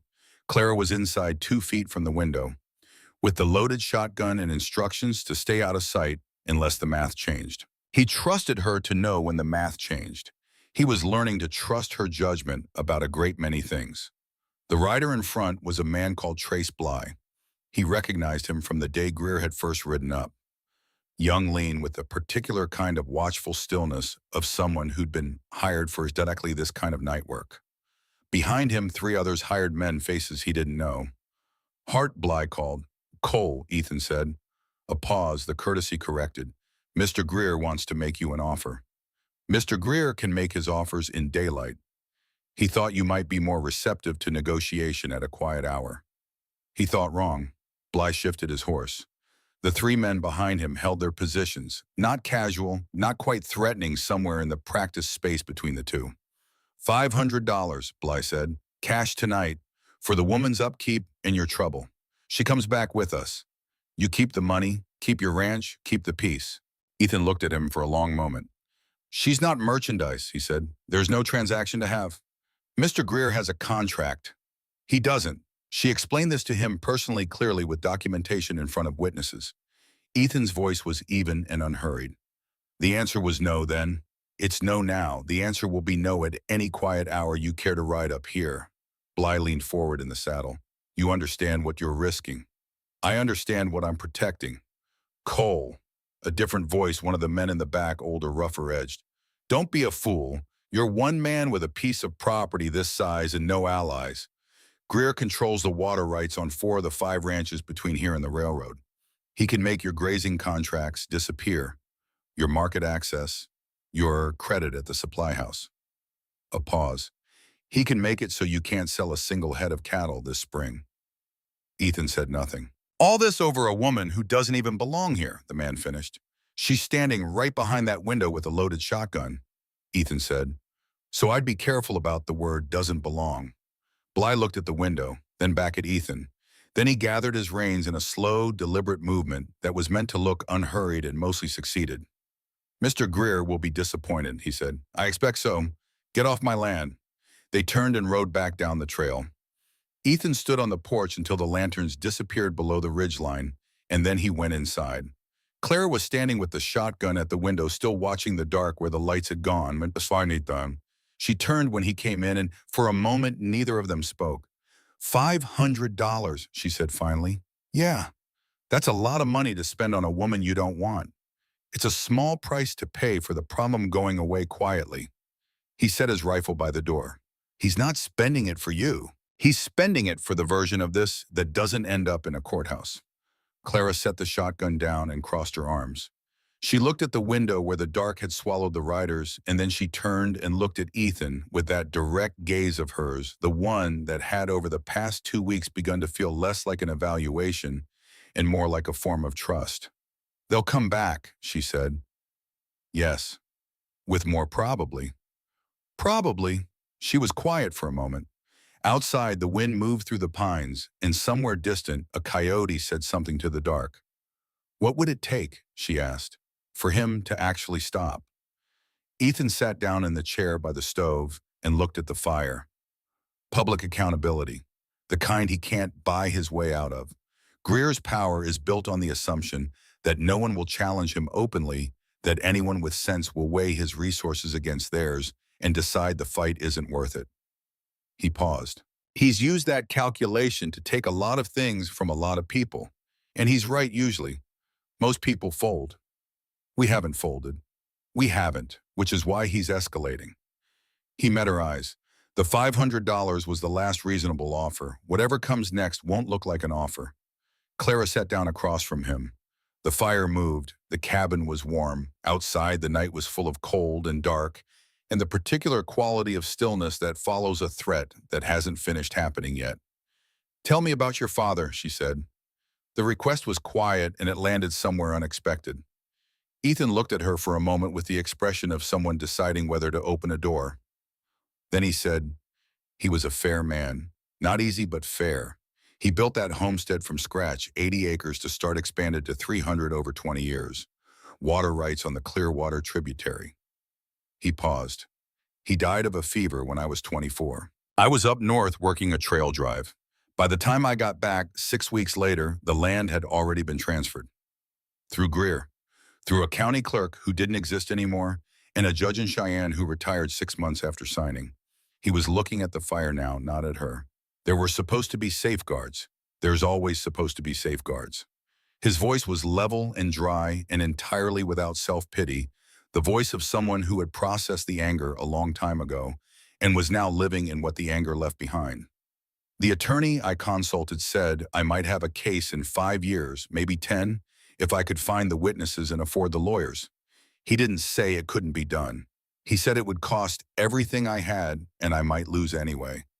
So you came up here. I came up here.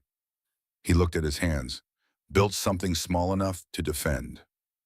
Clara watched him in the firelight. She thought about the cedar box she'd seen on the shelf the first morning, old latched with initials burned into the lid.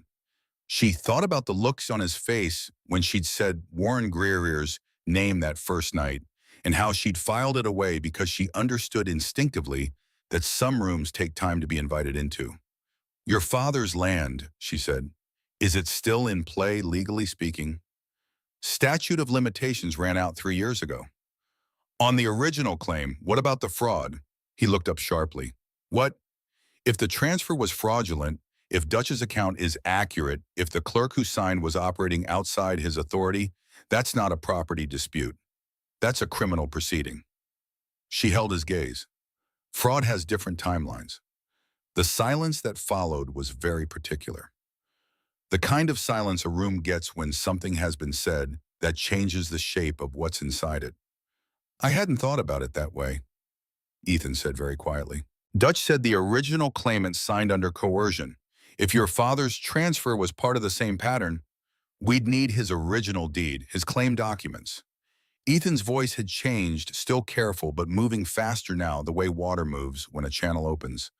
I have them, in the cedar box. Clara nodded slowly. Then we add that to the letter. He stared at her, and then he did something she hadn't seen before. He laughed. Not loud, just a single exhale of breath that carried surprise and something approaching wonder. You figured that out in 2S, he said. I've been reading the documents in the box for 3 days, she said. I hope that's all right. He looked at her for a long time. Then he shook his head. It's more than all right. And they worked on the letter until midnight. And when they finally sealed it, it was 4 pages long and addressed not to the territorial marshal's office this time, but directly to the federal circuit court clerk in Cheyenne, with a note requesting that it be handled at the federal rather than territorial level, given the possibility of cross-county fraud. Clara addressed the envelope herself. Ethan went to the coal pantry and came back with the cedar box and removed the original homestead deed, and she tucked it inside the envelope as an exhibit. He watched her do it without speaking, and something in his posture, the careful, habitual tension of a man who has spent 8 years not expecting anyone to stand beside him, was slightly different. Not gone, but working towards something. They went to bed late, and neither of them slept much, and in the morning the first thing they checked was the fence line because they both knew what was coming. The rain started on a Thursday. Not snow. This was the strange brief thaw that sometimes broke through the Wyoming winter in early February, like a rumor of spring before the cold doubled back and made you pay for believing it. The temperature climbed 20 degrees in a single afternoon, and the world turned from white to gray, and the air smelled like mud and wet pine, and something almost green. Clara noticed that Ethan was quieter than usual. Not withdrawn, he was still present, still working, still present at meals. But he went out twice in the late afternoon to check the barn, when the barn needed no checking, and he stood at the window longer than necessary, and at dinner he didn't start any of the small conversations that had become their habit. After the dishes were done, she brought 2 cups of coffee out to the front porch, and she sat on the step and held one out, and he took it and sat beside her. The rain was coming down soft and slow, not a storm, but a patience, and the valley below was all gray in shadow, and the sound of water finding its way down through the snow. The mountains were hidden in clouds. The air was cold enough to see your breath, but gentle in the way of a thing that is trying rather than punishing. You want to tell me what's going on in your head, Clara said. It was not quite a question. Ethan turned his cup in his hands. He looked at the rain. When I built this place, he said finally, I decided that I was done. Not in a dark way, just done trying to be part of something that had already been taken from me. He paused. I thought the right response to loss was reduction. Make smaller, want less, build only what you can protect alone. Clara listened. It worked, he said. For 8 years it worked. He turned his cup in his hands again. And then you knocked on that door. She didn't say anything. And now he stopped. Tried again. Now there's more to protect than I'd planned for. The rain came down soft between them. Is that a complaint? She asked. He looked at her. The firelight from inside the window reached the porch in a pale rectangle, just enough to see by, and she could see the line of his jaw and the particular steadiness of his eyes. No, he said. She reached over and set her hand on his, just for a moment. His hand was large and rough and warm, and it turned under hers without her asking, and they sat like that for a while in the rain sound and the dark, not moving toward anything, just being in the same place, which felt like enough. It was the first moment she understood without ambiguity that this was not simply a working arrangement anymore. She didn't say so. He didn't say so. But in the morning when she came down from the loft and found the coffee already made and the fire built up and him standing at the window watching the frozen world that the rain had left behind, she looked at the back of him, the set of his shoulders, the way he held his cup, and she thought, this is what it looks like when someone chooses to stop running. She poured her coffee and stood beside him at the window, and they both looked at the valley. Dutch came by while you were sleeping, he said. She turned sharply.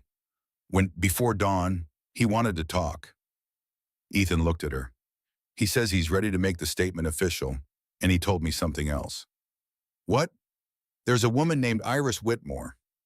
Clara was very still. Mrs. Whitmore's daughter. Yes, he set his cup down on the windowsill. Dutch says she's been trying to reach you since the confrontation in the store, that she's been asking around about how to get a message to the coal ranch without her mother knowing. He met her eyes. He says she has documents.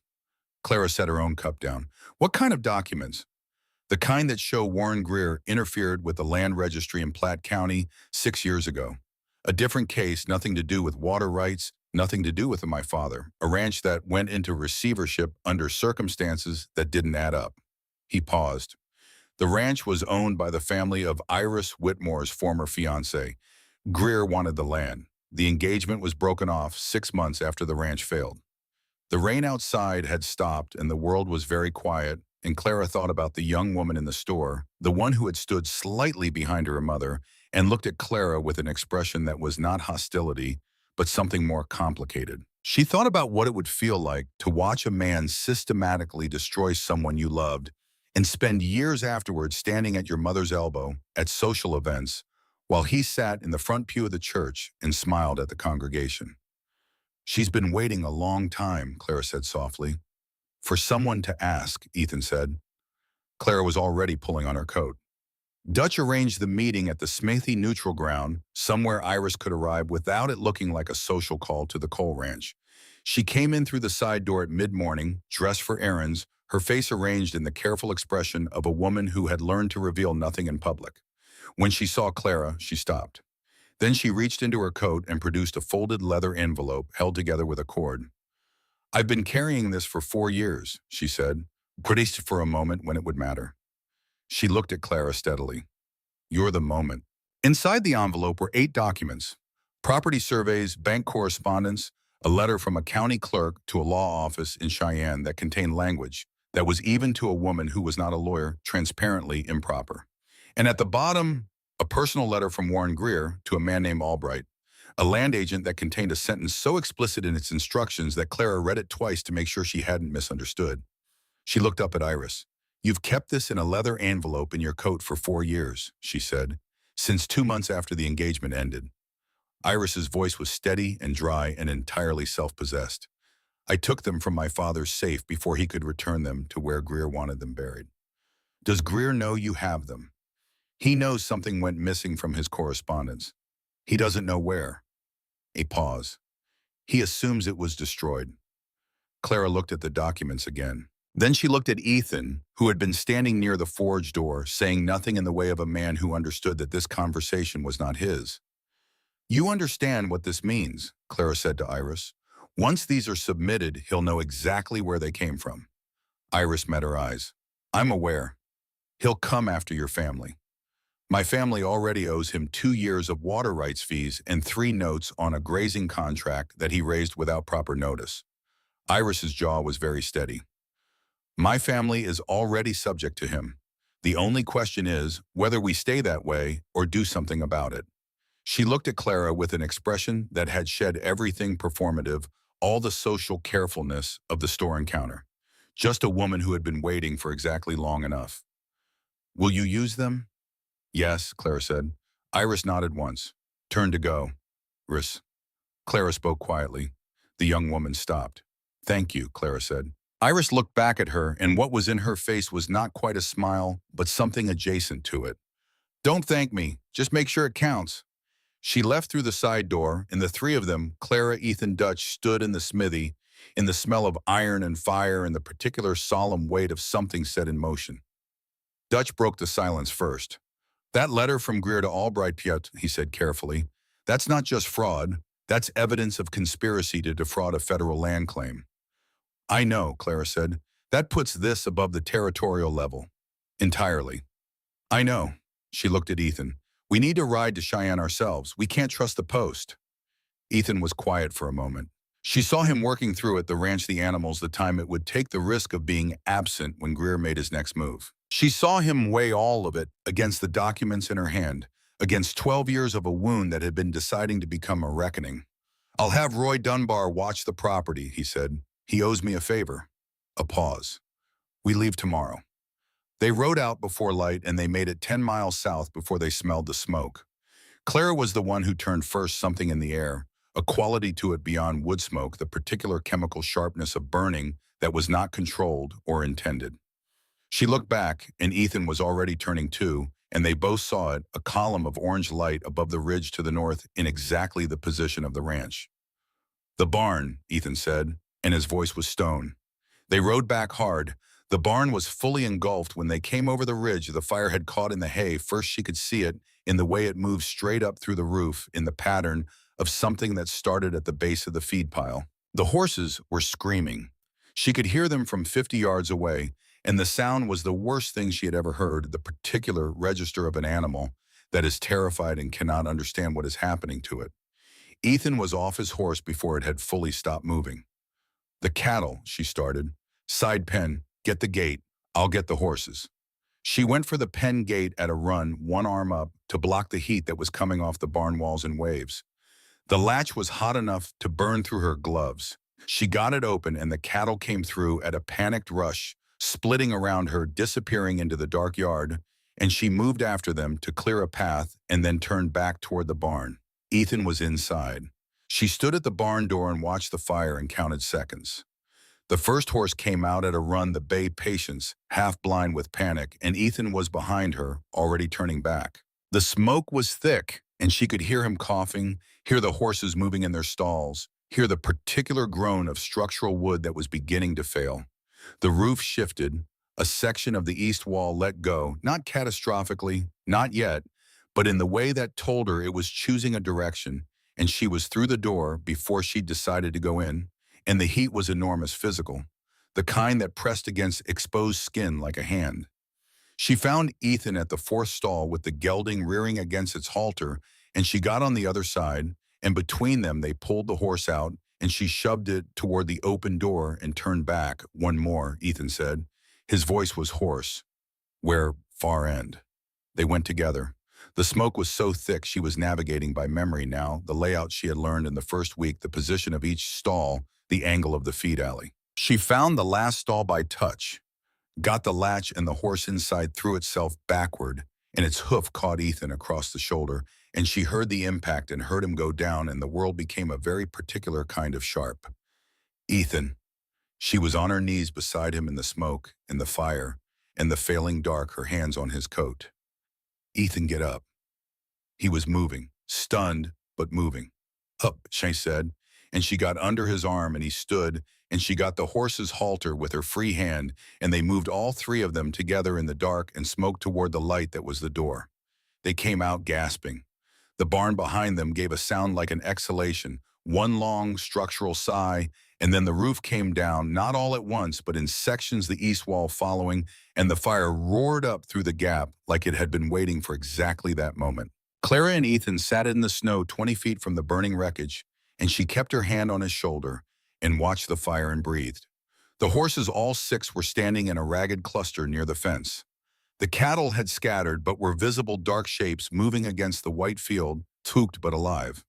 Then she heard it, a crack, sharp and deliberate, from somewhere behind them. Not the fire, not structural collapse. A rifle shot. Ethan was already moving, pulling her sideways, and the snow where she had been sitting erupted in a small, cold spray. She stared at it. "They're shooting," she said. Her voice was completely flat. "Into the fire," Ethan said. His voice was grim, covered by the noise. He had her arm and he was moving them toward the dark side of the burning barn, away from the firelight toward shadow. Someone wanted to make sure we didn't come out. Another shot, wide this time but close enough that she heard the air. Four silhouettes on the ridge above the property. She could see them now, backlit by the fire's glow, motionless, watching. One of them raised a hand in a slow, deliberate wave. Then they turned and rode away into the dark. Clara watched them go and felt something cold and absolute settling into place inside her. Not fear, something past fear, the place you arrive when you understand that a line has been crossed that cannot be uncrossed, that the man doing this has decided they are not worth the trouble of living, and is now making practical arrangements to that effect. He tried to kill us, she said. Yes. Ethan's voice was very quiet. This isn't harassment anymore. No. She looked at the burning barn, the structure he had rebuilt 3 times the structure they had been rebuilding together for 3 weeks now, gone completely. She looked at the horses standing nervous in the dark and the cattle scattered across the white field, and the cabin behind them still standing, still lit from inside. We have the documents, she said. Yes, boom. We have Dutch, we have Iris, we have the original deeds. Yes. She turned to look at him. His face was lit by the fire and there was a cut above his eye from where he'd hit the ground, and his shoulder was moving wrong where the horse had kicked it, and he was looking at her with an expression that was entirely open in a way she had never seen on him before. All the habitual reserve stripped away by the simple and clarifying fact that someone had just tried to shoot them. We're not running to Cheyenne, she said. He waited. We're ending this here, in this valley, in front of everyone. She held his gaze. We call them all out. We do it in town and public where he can't control the narrative and can't bury the evidence and can't make any version of it look like anything other than what it is. She paused. Are you with me? Ethan looked at the burning barn, at the ridge where the riders had been, at her. I've been with you, he said, since the night you knocked on that door. She took his hand and they stood together in the light of the fire, and behind them the night was vast and cold and full of stars, and somewhere in the valley below Warren Greer sat in his study and had not yet understood what was coming. The ride to Redstone Crossing the following morning was different from the first one. They went with purpose, no, not just for supplies, but for what Clara was calling in her own mind the first public move. She had thought it through carefully, not the confrontation itself, but the preparation for it, the way to handle Mrs. Whitmore. In the Whitmore version of events was not to argue with it, but to replace it the way you replace a rumor. Not by denial, but by making the truth louder and more interesting. She carried herself differently going into town, and she knew it. Not perform confidence, but the real kind, which felt different from the inside, quieter, steadier, less like something you were maintaining and more like something you simply were. Dutch's deposition had changed the landscape in a way that the individual incidents hadn't. Each thing alone had been deniable, dismissible, the kind of thing that let people tell themselves they didn't know enough to take sides. The deposition made the shape of it visible. The shape once visible was not ambiguous. And now Iris Whitmore's documents. Clara turned them over in her mind as they rode the letter from Greer to Albright, the surveying irregularities, the bank correspondence. Each piece alone told a partial story. Together, they told one story very clearly, and it was the story of a man who had been operating for 12 years on the assumption that no one would ever hold all the pieces at the same time. He had been right about that. Until now, the confrontation in Frank Hollis's store had left a mark she could tell by the way the town felt as they rode in the way. Conversations paused slightly and reformed the way people looked at her with the additional attention of people who had recently learned something that changed their frame. She had said what she said to Mrs. Whitmore in front of an audience, and audiences remembered. Mrs. Whitmore's version of events was the socially comfortable and the one that allowed everyone to maintain their existing relationship with the existing power structure. Clara's version required people to be uncomfortable. Uncomfortable was not popular, but it was persistent. Frank Hollis restocked their supplies with a directness that suggested he had thought about how to do it. He included 3 things she hadn't asked for: a jar of honey, a good quality candle, and a small book of practical law reference that his father had annotated in the margins. And when she looked at him, he simply moved on to tallying their account. Dutch Alderman met them at the smithy door before they had finished loading the wagon. Something you need to know, he said. Greer was in town yesterday, spent an hour at the saloon, talking to anyone who'd listen about property law and abandoned contracts and the obligations of mail order arrangements. Dutch looked at Clara. He's been reading legal books too. Good, Clara said. Dutch raised an eyebrow. He's scared, she said. Men who are confident don't spend time at saloons reading legal arguments to whoever will listen. They instruct their lawyers to handle it and go home. She looked at Ethan. He's building a public case because he doesn't trust the private one to hold. Ethan turned this over for a moment. Then we build the public case faster. On the ride back with the supplies loaded and the letters addressed and the plan firming around them, Clara found herself noticing the country in a way she hadn't had time to on the first visit. The valley was beautiful in a particular way, not gentle. Nothing in Wyoming was gentle but honest. The mountain faces were blunt and enormous. The sky was bluer than anything Pennsylvania had prepared her for. The aspens along the creek were beginning to show the faintest green at the tips of their branches, the first suggestion that winter was making the calculations that led to spring. She thought about what it would mean to be here in spring, in summer, through the next winter and the one after that. She thought about what a life looked like when it was built on land you actually chose instead of circumstance you were born into or trapped by. She thought about Ethan, who had built this on land he had refused to leave after everything was taken, who had stayed not because he couldn't go, but because some part of him understood that staying was the only answer that made sense when everything else was gone. She understood that now. She hadn't at the beginning. The rain started 2 hours before they reached home, soft at first, then heavier, the particular late winter rain that couldn't decide whether to be snow and settled into a cold gray persistence that soaked through coats and turned the trail to thick mud. They rode the last hour in it without talking, arriving at the cabin with the horses steaming and their coats dark with wet. They got the animals in and dried down, and they came inside and stood dripping on the cabin floor, and the fire needed stoking, and neither of them moved for a moment, both of them looking at the other and taking stock.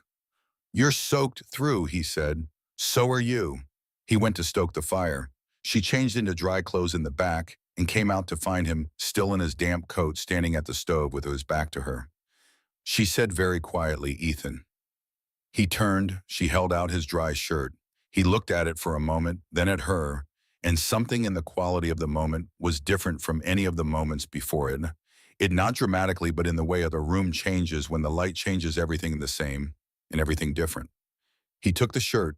He didn't say anything, but he changed right there in the kitchen without leaving the room, which he had never done before, which was a small thing that was not small. She made tea. He brought in more wood. They ate dinner, and then they sat by the fire, and it was the longest either of them had sat still in days, and the stillness was after the accumulation of all that had happened, not restlessness, but relief. "Tell me something about Margaret," Clara said. She said it carefully, the way you approach something fragile, but directly, because she had learned that Ethan responded better to directness than to the careful, circular approach. He was quiet for a moment. She waited. "She laughed easily," he said finally. "Everything could be funny if you looked at it right. That was her particular gift. She found the angle on a thing where it became funny, even the hard things." He paused.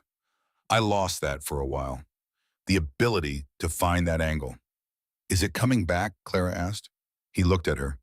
"You made me laugh on the second day," he said.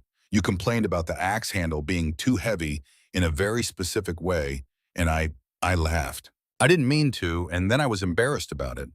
She remembered. The axe had slipped and taken a chunk of wood out of the block at a wrong angle, and she had said something under her breath that she thought he hadn't heard. "I wasn't embarrassed," she said. "I know." He looked at the fire. "I think that's when I started to understand something was different." She didn't ask what was different. She knew what was different, and they both knew she knew, and saying so would have required a conversation they weren't quite ready for yet. But the groundwork was laid in the quiet of the fireside, in the sound of the rain outside, and the warmth between two people who had decided without formal announcement to stop being strangers. She reached over and set her hand on his the same way she had on the rainy porch, and this time he turned his hand over and held hers, and they sat like that for a while in the easy domestic dark. Outside, the rain fell on the new spring mud and ran down toward the creek, and the mountains sat in their patient permanence above everything, and the night was long and quiet and completely their own. The morning after the porch and the rain, the world outside was frozen again. The brief thaw sealed over the mud, hardened into ridges underfoot. The aspens locked back into winter with their new green tips preserved like a promise held in abeyance. Clara woke to the sound of Ethan already moving in the kitchen below, and the smell of coffee and something she had not smelled before, bacon, which meant he had ridden down to Frank's store earlier than she knew. She came down from the loft and found the table set with 2 plates and a pan of cornbread, and the bacon in a cast-iron skillet, and Ethan standing at the stove with his back to her and his coat still on. "You went to town," she said. "Before dawn. Didn't want to wake you." He turned and set the pan on the table. "Sit." She sat. He sat across from her and they ate, and the meal had a quality she was still learning to name, the quality of two people who have said something significant and are now existing in what the saying has made the new configuration of the room they are both inside. "Dutch came to find me while I was in town," he said. She looked up. "He wants to meet with both of us this afternoon. Says he's ready to write out his formal statement. Not just a verbal account, he wants it documented, signed, and witnessed." Ethan looked at her. "He says he talked to the widow of one of the original water rights claimants. She has her husband's original survey records and a letter from a county official from 11 years ago that doesn't match the filing on record." Clara set down her fork very carefully. "Another discrepancy, Mom," she said. "A significant one. Her husband's claim was filed before Greer's, which means the transfer could only have been valid if the original claim was somehow voided or abandoned. There's no record of abandonment." He paused, "which means the voiding had to happen through the county clerk, who is no longer in office, who moved to Colorado Territory 3 years ago. Dutch doesn't know where exactly." Clara's mind was already moving through it. "We don't need to find him. We need to show the discrepancy exists and that it can only be explained by an action that required official complicity. The pattern alone across multiple properties, across multiple years, always benefiting the same party as its own argument." Ethan watched her. "You sound like a lawyer." "I've been reading Frank's books." She picked up her fork again. "There's a principle called circumstantial evidence of systematic fraud. You don't need to prove each individual transaction was fraudulent if you can show that the aggregate outcome is statistically impossible through legitimate means." She paused. "I need Dutch to give me the complete list of all the properties he was involved with, not just the ones he's sure about, all of them. Then I want to map the dates." Ethan was quiet for a moment. "That's going to be a Sunday afternoon." "Yes," she said, "and then we write the most comprehensive letter yet, and this time it goes directly to the Florida level and we take it there ourselves." They rode to Dutch's smithy at 2 o'clock. Dutch had a table cleared and paper stacked and a pot of coffee ready, and the widow, a small, composed woman named Edith Pierce, who wore the particular self-possession of someone who had been through grief and come out the other side with her spine intact, was already there sitting with her hands folded on the table. The session lasted 4 hours. Clara directed it with Dutch and Edith providing the information, and Ethan contributing the questions that revealed what neither of the others had thought to articulate. She wrote everything down in the careful, precise hand that had served her in the mill, as the woman who kept the production records, who tracked discrepancies, who was the one the floor manager called when the numbers didn't add up. That skill had been honed in 12-hour shifts in a poorly lit building in Philadelphia, and now it was being applied in a smithy in Wyoming with a completely different set of numbers, and the application was, Clara thought, almost exactly right. When it was done, she had 9 pages of notes in the beginning of an argument that was not merely persuasive but irrefutable, in the specific way that things become irrefutable when every alternative explanation is systematically eliminated and only one remains. Dutch looked at the pages when she had finished. "Can you build something from that?" "I already have," she said. "In my head. I'll write it tonight." They rode home in the early dark, the temperature dropping fast as soon as the sun left the valley, and Clara was already composing sentences in her mind. She was 3 pages deep in the letter by the time Ethan pulled the wagon up to the cabin door, and she went inside and sat at the table with the candle and wrote without stopping for 2 hours. He brought her coffee without being asked. He fed the horses and checked the animals and made dinner and set her plate beside her without comment. He banked the fire and read his way through Frank Hollis's annotated legal volume with a concentration she had not seen in him before. And when she finally looked up from her pages, she found him still reading, and she felt something move through her chest that was equal parts affection and recognition. The recognition of someone who is doing what you need them to do without having been asked to do it. "You're reading the property law chapter," she said. "I want to understand what you're building," he said, not looking up from the page. She smiled at the candle flame, turned back to her work. By midnight, she had the letter 12 pages sequenced documented citing specific dates and cross-referencing the survey records and correspondence Dutch and Edith had provided. She read it through once. It was the best thing she had ever written. Not because of any special eloquence, but because it was true, and she had learned to organize the truth so that its own shape made the argument, so that any reader who followed the logic arrived at the conclusion she intended, not because she had told them to, but because the evidence had led them there. She folded it and set it aside and looked at the candle. "Done," Ethan asked. "Done." She looked at him. "We need to get to Cheyenne." "I know." "Before he does anything else, before he has time to plant his version with anyone at the federal level." She paused. "How many days to ride it?" "4 if the weather holds, 3 if we push."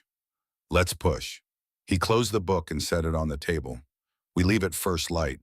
"Yes." She was moving toward the loft ladder when she stopped and turned back because there was something she had not said that needed saying, not in the complicated way of things that required careful approach, but simply and directly, which was the only way things were real. "Ethan." He looked up. "Thank you," she said, "for standing beside me in all of this, for not treating it as something that was happening to me that you were just obligated to support." She held his gaze. "You've been a part of this. You've been—" She searched for the word and found it. "You've been a partner. In the actual sense." He held her gaze for a long moment. Then he said, "That's what you are to me."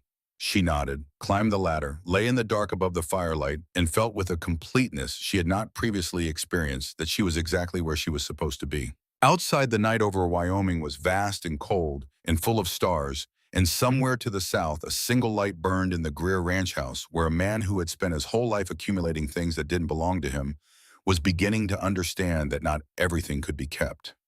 By dawn, the valley had come to them. Frank Hollis was first riding hard from Redstone Crossing, having seen the glow in the sky from his upstairs window at 2 in the morning, and understood immediately what it meant. Dutch Alderman came next, then Roy Dunbar, who had not watched the property the way Ethan had asked, and who arrived with the particular expression of a man carrying guilt and looking for a way to spend it usefully. 3 other ranchers came from properties to the east, drawn by smoke and instinct and the particular solidarity of people who all lived within reach of the same man's decisions.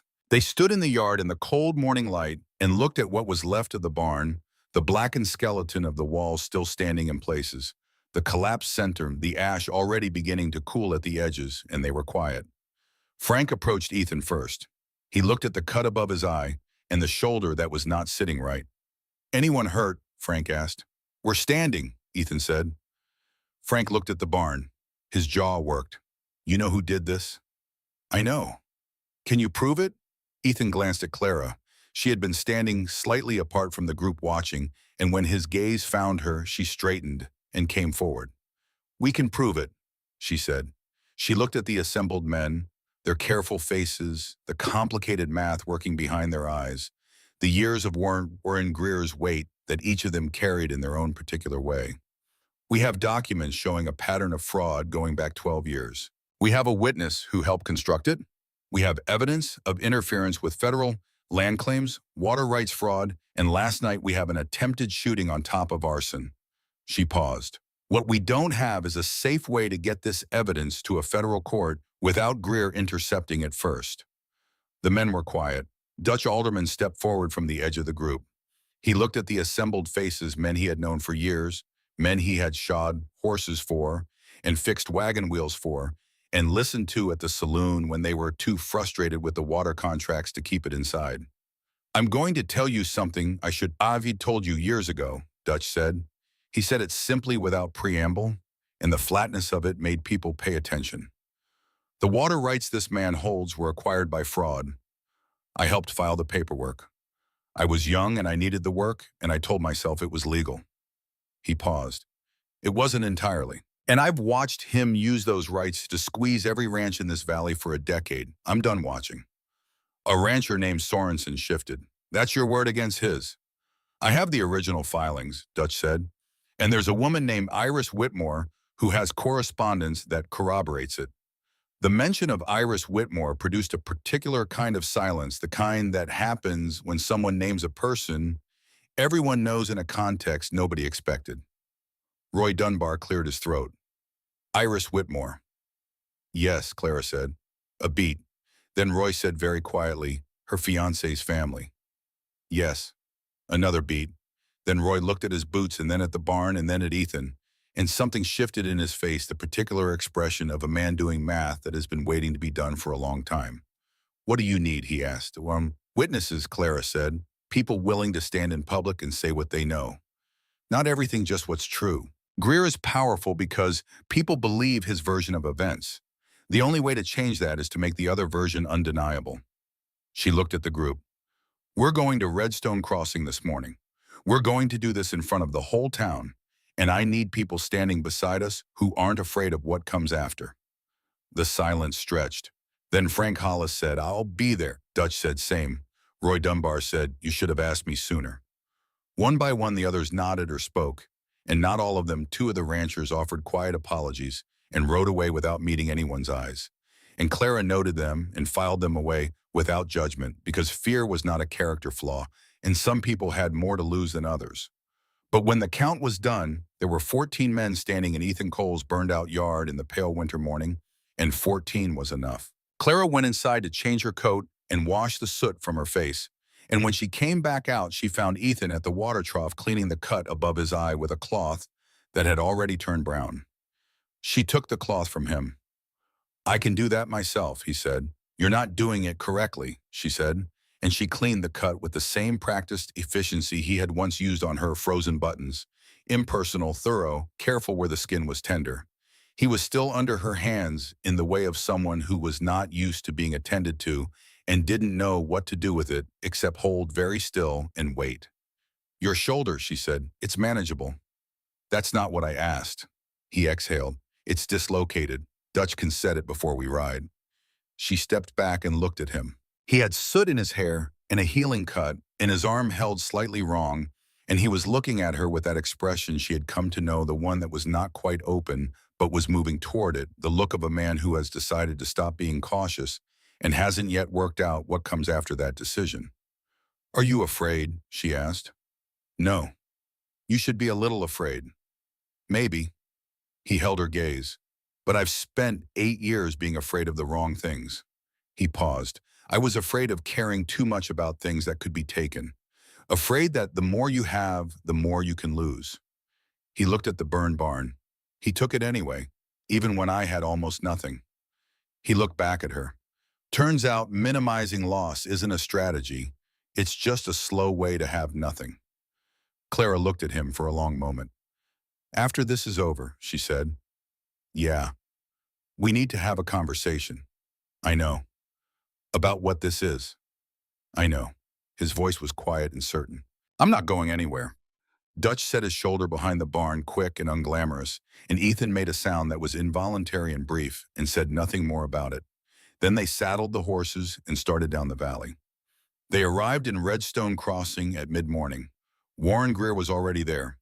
Clara saw his horse first, the black gelding tied in front of the general store with the particular visibility of something left to be noticed. Then she saw Greer himself standing on the boardwalk in front of the store, with 3 of his men around him dressed well and composed, wearing the expression of a man who has arranged the room before his guests arrived.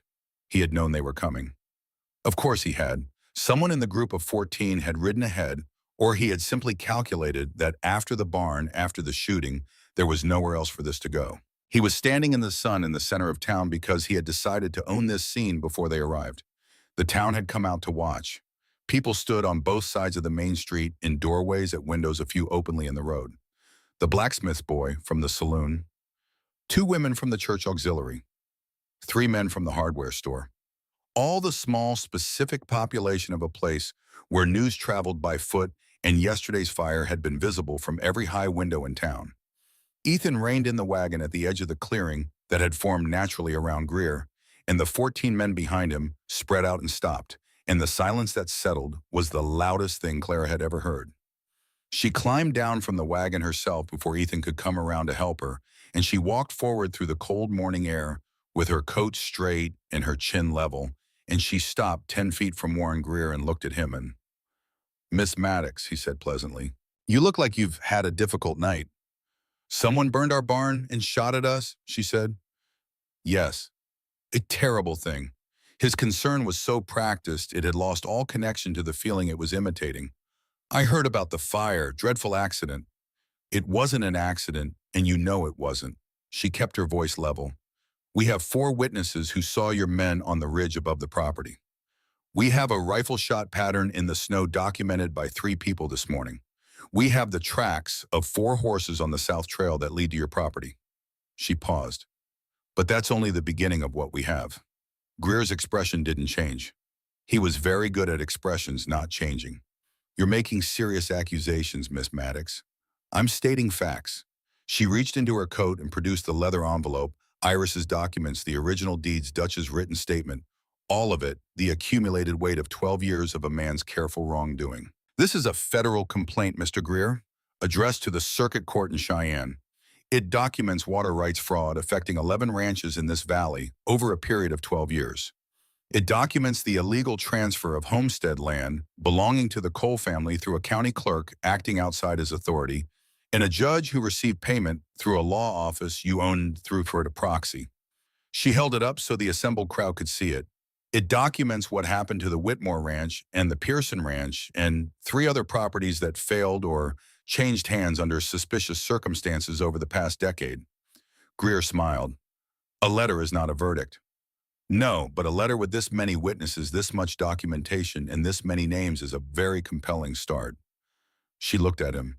"You know what's in here. You've been building this for a long time, and you know how solid it is, and you know what it means when someone has assembled all the pieces in one place."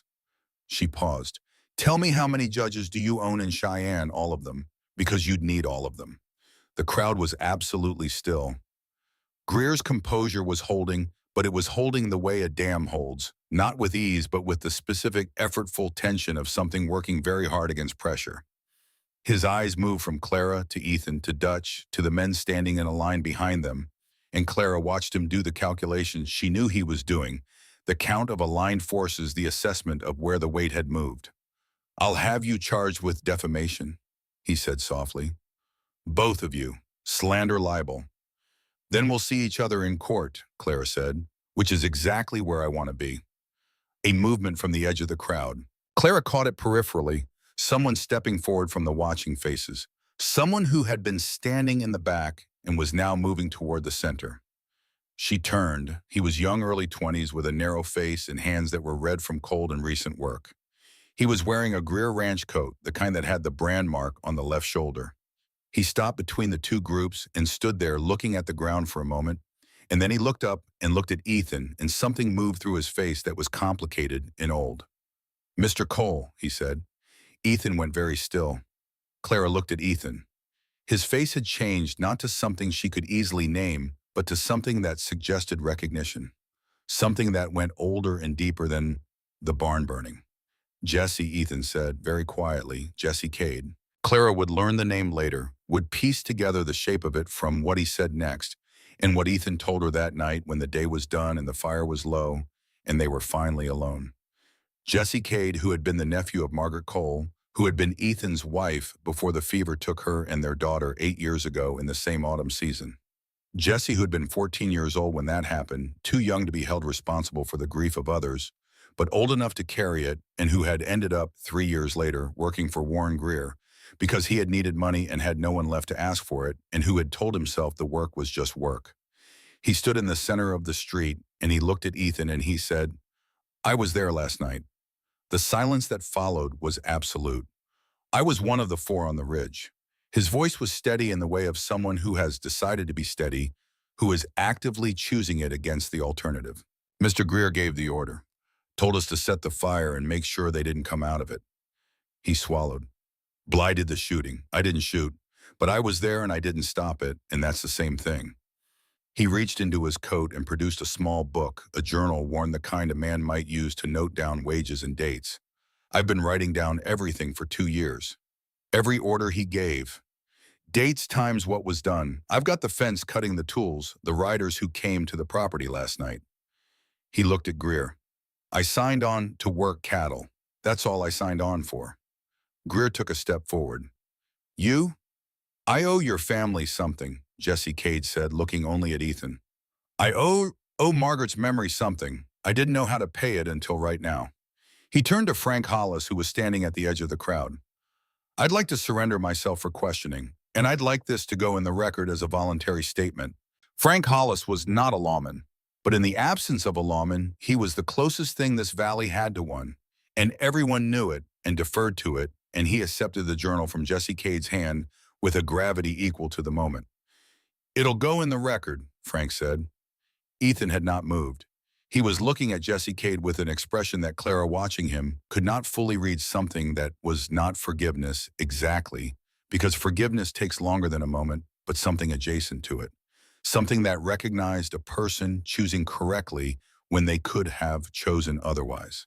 Then Ethan looked at Greer, and Greer looked back at him, and for the first time since Clara had seen this man in any context, what she saw in his face was not composure or calculation, or the practiced warmth of a man in control of his image. What she saw was the face beneath all of that, the face of someone who grew up with nothing and built something, and spent years convinced that the only way to protect what he'd built was to make sure no one else could take it from him, which meant taking it from them first. She almost understood it. She had grown up with nothing too. She knew the specific fear that lived in that place. She just hadn't decided it gave her the right to steal from people. You'll have no friends left in this valley, Ethan said. Still quiet, still even. Not because of me, because of what you did. He looked at the circle of watching faces, the ranchers, the townspeople, the people whose water rights Greer held and whose silence he had counted on. These people have been afraid of you, but they're not afraid of you anymore. Greer said nothing. We're not going to Cheyenne alone, Ethan said. We're going with witnesses, with documentation, and with the statements of 3 men you employed. We're going to file this complaint in person at the federal level, and we're going to stay until it's received and processed. He paused. And every person in this valley who has been working land that should be theirs and paying fees on water that was stolen from them, every one of them is going to know that there is a legal avenue now, and that the evidence exists, and that it has been submitted. He stepped forward 1 pace. You should probably find a lawyer. For a long moment, Greer didn't move.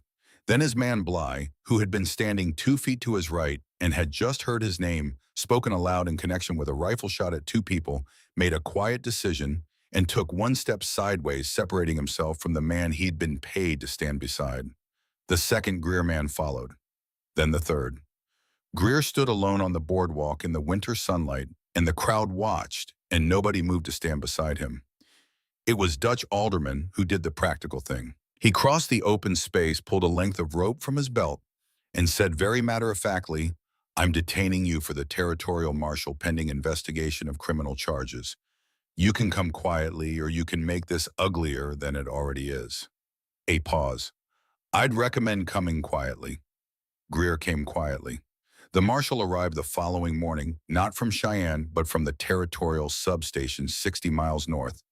Riding hard because Roy Dunbar had sent a rider the previous afternoon before anyone had even reached the town, which suggested that Roy had made certain calculations about how the day was going to go and had decided to move early. Clara watched the marshal take Greer's formal statement from the window of Frank Hollis's store, where she and Ethan had sat most of the night with coffee and the documents spread on the table, and Frank quietly going through them and making his own notes in a ledger that would eventually be submitted as corroborating evidence. How are you? Frank asked, refilling her cup without being asked. She looked at him. I'm all right. That was a hard night to follow a hard week to follow a hard month. Yes. He looked at her steadily over the rim of his own cup. You going to stay? She looked through the window at Ethan, who was outside in the cold talking to the marshal, his arm in a sling Dutch had fashioned from a flour sack, his face showing the particular exhaustion of someone who has been in controlled crisis for too long and has just been told they can stop. Yes, she said. Good, Frank said. He said it simply and moved on to other things in the way of a man who has decided his opinion has been delivered and doesn't require elaboration. It was, she thought, a kind of welcome. That evening when the marshal had gone with Greer and Jesse Cade and his two corroborating men, when Dutch had ridden home and Roy had ridden home, and the last of the 14 had dispersed with the handshakes and quiet promises about lumber and labor for the rebuilding, Ethan and Clara rode back up the ridge in the early winter dark. The ranch was quiet. The horses had been brought into the two remaining lean-tos that could shelter them for now. The cattle were gathered. The cabin was standing warm with the fire Roy had apparently stoked before leaving, and there was bread on the table from someone she never found out who, and coffee on the stove. They sat across from each other at the kitchen table and ate without talking for a while. Then Clara set down her fork and looked at him. "The conversation we were going to have," she said. Ethan looked up. "About what this is," she said. He set his fork down too. He looked at her across the table in the firelight, and there was no distance left in his face. 8 years of careful solitude and all the walls it had required, and none of it was visible anymore. Just him present and honest and somewhat tired, which was exactly what she wanted. "I know what it is," he said. "Tell me." He was quiet for a moment, not hesitating. Just finding the right words, which she had learned was how he operated. He didn't speak until he had the words he meant, and when he found them, they were worth the wait. "You knocked on my door," he said, "and everything I'd decided about how I was going to live stopped making sense." He held her gaze. "I tried to figure out if it was just the situation, the drama of it, gratitude wearing a different face." A pause. "It's not that." "No," she said, "it's not. I want to build something with you," he said, "not out of convenience or necessity, because I choose you." He reached across the table and had put his hand over hers. "If you'll choose me back." She looked at his hand on hers, the large, rough hand of a man who had built everything he owned and lost half of it and was going to build it again. She thought about the mill and the letter and the train and the depot and the blizzard and 3 knocks on a stranger's door and all the accidents and choices that had connected those points into this one. "I chose you," she said, "the morning after the storm, when you handed me coffee without being asked." She turned her hand under his. "I just didn't know what to call it yet." He smiled. It was the same smile she had first seen on the porch in the rain, unguarded and real, and slightly startled by itself. The smile of a man who had forgotten smiling was something he was capable of. Then he leaned across the table and kissed her. And outside the window, the stars came out over Wyoming, cold and clear and completely indifferent to the fact that inside one particular cabin, on one particular ridge, two people who had both spent a long time protecting themselves from wanting things had just agreed to stop.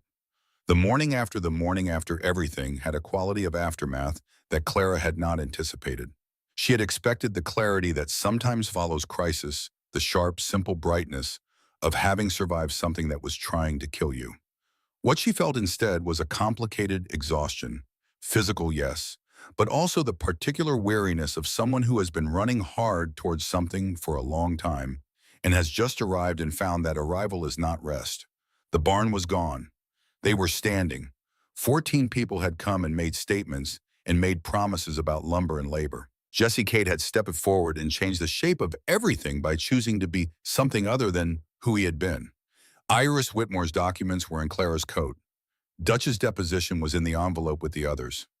The letter to the Federal Circuit Court was addressed and ready and waiting only for a method of delivery that Warren Greer couldn't intercept. It was enough. She knew it was enough. The legal case assembled from all those pieces was comprehensive and corroborated and pointed in one undeniable direction. She sat on the porch steps in the pale, cold morning and drank her coffee and let herself be tired. Ethan came and sat beside her. His arm was in the sling Dutch had made, and his face had the cut above the eye and the particular color of someone who had not slept, and he smelled like smoke, which they both did, which they would probably continue to smell like for several days. "How's your shoulder?" she asked. "Manageable. You keep saying that. It keeps being true." He looked at the ruins of the barn. "We need to build it before the next cold snap." "We have help," she said. "I know." He was quiet for a moment. "I've never had that before. The help." He said it without self-pity, but with a kind of wonder, the same wonder she had heard in his voice the evening he had said he thought he'd been alone long enough. I spent so long thinking that asking for help was a form of weakness, that it meant you hadn't done enough to take care of things yourself. It means you live in a community, Clara said. Yeah, he looked at the valley. I think I forgot that. She looked at him from the side, the strong profile, the careful way he held himself even when he was tired. The hands wrapped around his coffee cup that had built every structural thing on this property and had been willing to rebuild it every time something tore it down. After the case is settled, she said, "What do you want?" He turned to look at her, not the question he'd been expecting. Specifically, she said. He was quiet for a moment. The herd expanded, the south field planted, maybe a proper smokehouse. He paused. Someone to sit on this porch with at the end of the day. That last one is specific, she said. Yes, he said. The word came out simply without decoration, and she understood that for this particular man, that was the most direct declaration available. She reached over and took the coffee cup out of his good hand and set it down on the step between them, and she turned to face him, and she kissed him in the pale, cold morning with the smell of smoke between them and the ruined barn in the near distance, and 14 sets of hoof prints in the snow, and everything that had led to this exact moment arrayed behind them like a map of all the ways the world had tried to make this impossible and failed. He kissed her back with the particular quality of a man who has been careful for 8 years and has just decided definitively to stop. When they drew apart, Clara's forehead rested against his for a moment, both of them very still. "We should go to town," he said.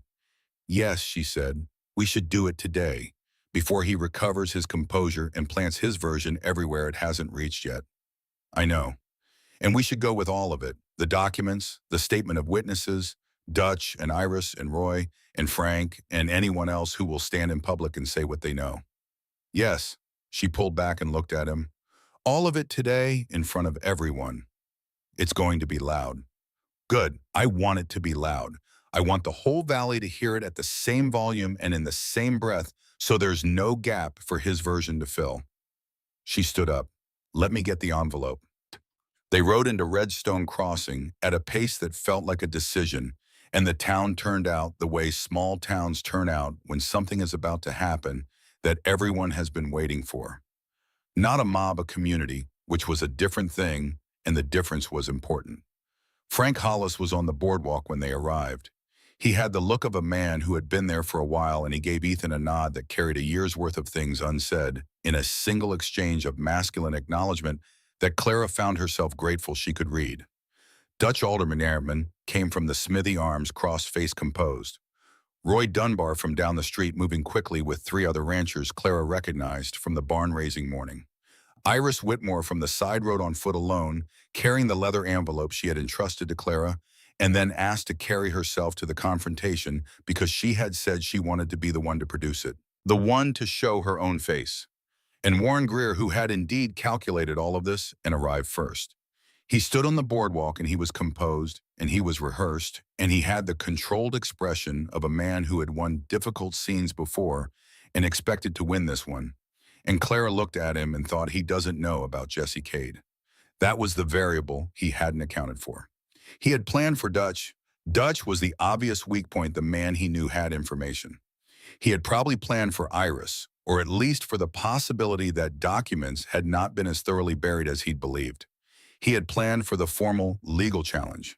He had not planned for a 23-year-old man in a Greer ranch coat stepping out of the crowd with a journal full of 2 years' worth of dates and orders and the specific moral accounting of someone who had decided to stop being complicit.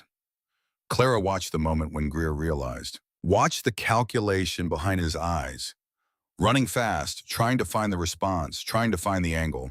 She watched him not find it, and she thought about the mill, about standing at a machine for 12 hours a day and being invisible, about the $20 held between 2 fingers like a receipt for a returned item, about the blizzard and the ridge and the single amber light and the door that had opened. She had not come west to fight a powerful man in the middle of a town in the snow. She had come west looking for a life that was worth living. She had found it. It just came with this, and this was necessary, and she was here, and she was ready, and the documents were in her hand, and the witnesses were standing behind her, and the truth at long last was present in sufficient quantity to do the work it was meant to do. "Mr. Greer," she said, and her voice was clear and carried easily in the cold morning air. And he looked at her, and she saw it, not fear, because men like Warren Greer didn't show fear in public. But the thing beneath the composure, the thing that composed men, were composed because of the specific and lonely recognition of a man who has been caught not by his enemies but by the accumulated weight of his own choices. She let him see that she saw it. Then she began. The formal confrontation in the street had taken 40 minutes. Afterward, in the particular suspended quiet that follows a thing that has been building for a long time and has finally broken, the town moved slowly back to its normal configurations. People returned to their doorways or their shops or the spaces behind their eyes where they processed what they had witnessed. Dutch Alderman walked Warren Greer to Frank Hollis's cellar with the unhurried certainty of a man who has been patient for a decade and is now simply completing a task. Bly and the other two men were taken separately by Roy Dunbar and two of the ranchers who had come with him, and they offered no resistance, having made their own assessments of where the wind was blowing. Jesse Cade stood at the edge of the cleared space after it was over, and Frank Hollis approached him, and they spoke quietly for a few minutes. Clara watched from across the street as Jesse nodded and Frank clapped a hand briefly on his shoulder. Iris Whitmore came to stand beside Clara. "How do you feel?" "Well," Iris asked. Clara considered the question. "Like something heavy has been set down," she said, "but my arms still remember carrying it." Iris looked at the cellar door that Dutch was now latching. "He's been the largest thing in this valley for 12 years, she said. "It takes time to recalibrate to his absence." A pause. "I think I've been angry at him for so long that I'm not sure what I'll feel when the anger doesn't have an object anymore." "You'll find something to do with it," Clara said. Iris looked at her sideways. "The school? You mentioned it?" "I mentioned I was thinking about it." Iris was quiet for a moment. "You're suggesting I should stop thinking and start doing?" "I'm suggesting that people who are good at things should do those things," Clara said. "I spent 6 years in a mill being a component of something I had nothing to do with building, and that would have continued exactly the same without me. This is different. You could do something that wouldn't exist without you." Iris looked at the mountains. She had the expression of a woman who had been keeping her own counsel for a very long time and was considering for the first time what it might be like to speak it. "My mother will have opinions," she said. "Your mother sent preserved goods to our kitchen when we were rebuilding," Clara said. "She has more give than she shows. I think she respects action even when she doesn't approve of it." Iris was quiet. "Then I'll think about it." "That's what you said before." The corner of Iris's mouth moved. Ethan came across the street and stood beside Clara, and the three of them looked at the cellar for a moment. "Marshall will be here by tomorrow," Ethan said. "Roy sent someone this morning." "Roy sent someone before we even came into town," Clara said. "I know, he told me." Ethan paused. "He said he figured the day was going to go a particular way, and he wanted to make sure the official machinery was moving." He glanced at her. "He said he learned that kind of thinking from watching you." Iris Whitmore made a small sound that was almost certainly a laugh she didn't want to acknowledge. Clara looked at the sky. The morning was still early enough that the day had room in it, room for whatever came next, which was the rebuilding and the legal process and the long, steady work of returning things to their proper state. It would take months. It would take patience. It would require a kind of sustained effort that was different from the crisis effort, the running towards something effort, and she was already thinking about how to organize it. But first, for just this moment, the town in the winter morning light, and the man beside her, and the work done. "Let's go home," she said. Ethan nodded. They rode back up the ridge with the sun climbing behind them, and the valley spread out in its full winter extent below. And when they reached the place where you could see both the ruins of the barn and the cabin still standing, Clara pulled her horse to a stop and looked at it. "We're going to need more slate for the new roof," she said. "Roy said he knows a quarry. And the east wall needs proper stone foundation this time. The wood footing is why it kept heaving in the frost." "Dutch can do the stonework," he offered. She looked at him. "You've been planning this." "I've been thinking about it since the fire," he said. "Building it right this time. Not just back to what it was." He paused. "Better." She looked at the cabin, at the ruined barn, at the pasture where the horses stood in the cold morning, at the south field still buried under snow, waiting for the season to tell it what to do. Better, she agreed. The work began that afternoon with what hands were available and what materials were already on the property. It began the way all real building begins, not with grand plans, but with the first practical step, which was clearing the burned timber and sorting what could be salvaged from what was beyond use. Ethan worked. Clara worked beside him. They didn't talk much, but they didn't need to. The shared labor had, over the months of the winter, developed its own language, a language of timing and proximity, and the small adjustments that came from knowing how the other person moved and thought. By evening, the site was cleared. By the end of the week, the new footings were in. By the time Roy Dunbar arrived with his wagon of lumber, there was a foundation ready to build on. And when the valley came to raise the barn 2 Saturdays later, the structure went up in a single long day that ended in Frank Hollis's store with a meal that seemed to have organized itself, and a conversation that went in all the directions that conversations go when people who have been through something together find themselves on the other side of it. Clara sat at the edge of the gathering with a cup of coffee and watched the room. Dutch aldermen in conversation with two ranchers she had helped with their water contracts. Roy Dunbar and Frank arguing companionably over something she couldn't hear from across the room. Iris Whitmore slightly apart watching the gathering, with an expression Clara recognized, the expression of someone cataloging human behavior, storing it for something. For teaching, perhaps. Ethan found her at the edge of the room and sat beside her with his own coffee and followed her gaze across the gathered people. "This is what it was supposed to be," he said quietly. She looked at him. "This valley, this community." He looked at the room. For Greer spent 10 years making it about fear and obligation. It was supposed to be people helping each other survive the country because the country required it. He paused. "I forgot that. I think a lot of people forgot it." "You remembered," she said. "We reminded each other," he corrected. She turned back to the room and she thought about all the things that had had to happen in exactly the right sequence to bring this particular gathering to this particular evening. And she thought about the depot in the dark and the $20 bill and the blizzard and the door, and she thought, yes, this was what it was for. All of it, every hard mile of it. This. The case went to the federal circuit court in Cheyenne, and it took 4 months.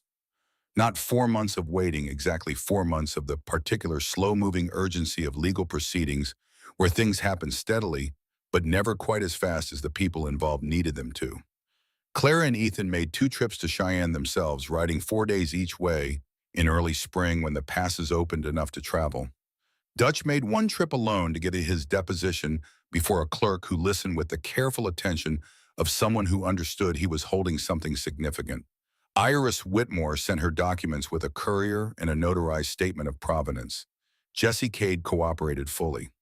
His journal, 2 years of dates, names, orders, and the particular guilt of a young man who had been watching himself become something he didn't want to be, and documenting it as a form of private penance, turned out to be the most useful piece of evidence in the case. Not because it proved things the other documents didn't, but because it showed a pattern, continued, and ongoing deliberate intent that predated any single incident. The circuit court judge, who had a reputation for being methodical to the point of tedium and could not be bought at any price Clara had been able to discover, found it compelling. Warren Greer was convicted on 3 counts of fraud in federal land transactions, 2 counts of conspiracy, and 1 count of criminal coercion. He was sentenced to 7 years in the federal penitentiary at Laramie. His property holdings, the ones that could be traced to fraudulent acquisition, were placed in receivership pending review of the original claims. The water rights were the most complex part. They took another 6 months to work through, involving a surveyor from the land office, 3 county records, and the kind of legal parsing that required more patience than any of the affected ranchers had. But they were worked through. The artificial fees Greer had imposed were declared void. The ranches that had been paying for access to water that was legally their own got their money back. Not all of it, not from all the years, but enough that the word that went around the valley was simply done. Ethan's father's land, the original homestead, 300 acres on the south tributary, was returned to the Cole family estate and passed to Ethan as the legal heir. The process took 8 months from the date of the fraud conviction and involved a separate civil filing that Clara managed herself, which was how she discovered she was better at this kind of paperwork than she had expected, a discovery that would have implications later. She was sitting at the kitchen table in the new cabin, working on the final civil filing, when Ethan came in from the morning barn check, and she looked up and said, "It came through." He stopped. The homestead. Signed and sealed, recorded in the county land office. She held up the document. 300 acres, Ethan. The Clearwater tributary and the grazing rights your father built. He stood in the doorway in his barn coat with snow on his shoulders and looked at the paper in her hand and said nothing for a long moment. Then he crossed to the table and picked it up and read it, and she watched him reading, and she saw the thing that moved through his face, not triumph exactly, and not just relief, something older and more specific. The particular quality of a wound that has been open for so long, you have forgotten what healed feels like, recognizing itself closing. He set the paper down carefully. "My father," he said. "I know," she said. He sat down at the table and she moved her chair around and sat beside him, and he put his arm around her and they were quiet for a while. The fire crackled. Outside, the spring wind moved through the new leaves on the aspens. They had come back, the aspens, as they always did, each tree sending up shoots from the root system that had been there all along waiting. The mountains were still white at their tops, but the valley was green and running with snowmelt and the particular aliveness of a place that has come back from winter. "What do you want to do with it?" Clara asked finally. "Expand the herd, probably." He looked at the table. "There's a creek bed on the south property that would make a second hayfield. And the grazing land." He stopped. "A lot of it."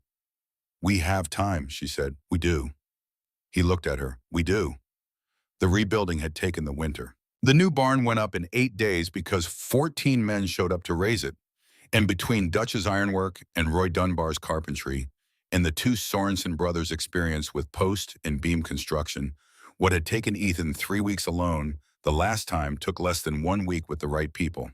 It was bigger than the old barn Dutch had suggested it, and Ethan had agreed, and Claire had drawn the plans herself on the back of a feed sack, working by instinct and the knowledge of how they actually used the space, and it had a slate roof. The cabin had been rebuilt to match the original footprint, but with a real second bedroom and a kitchen large enough for a table that sat 8. Frank Hollis had contributed the windows real glass single-paned, the kind that let in light without letting in cold. Roy Dunbar had donated a week of his own labor, saying only that he owed it without explaining why, and Clara had let him.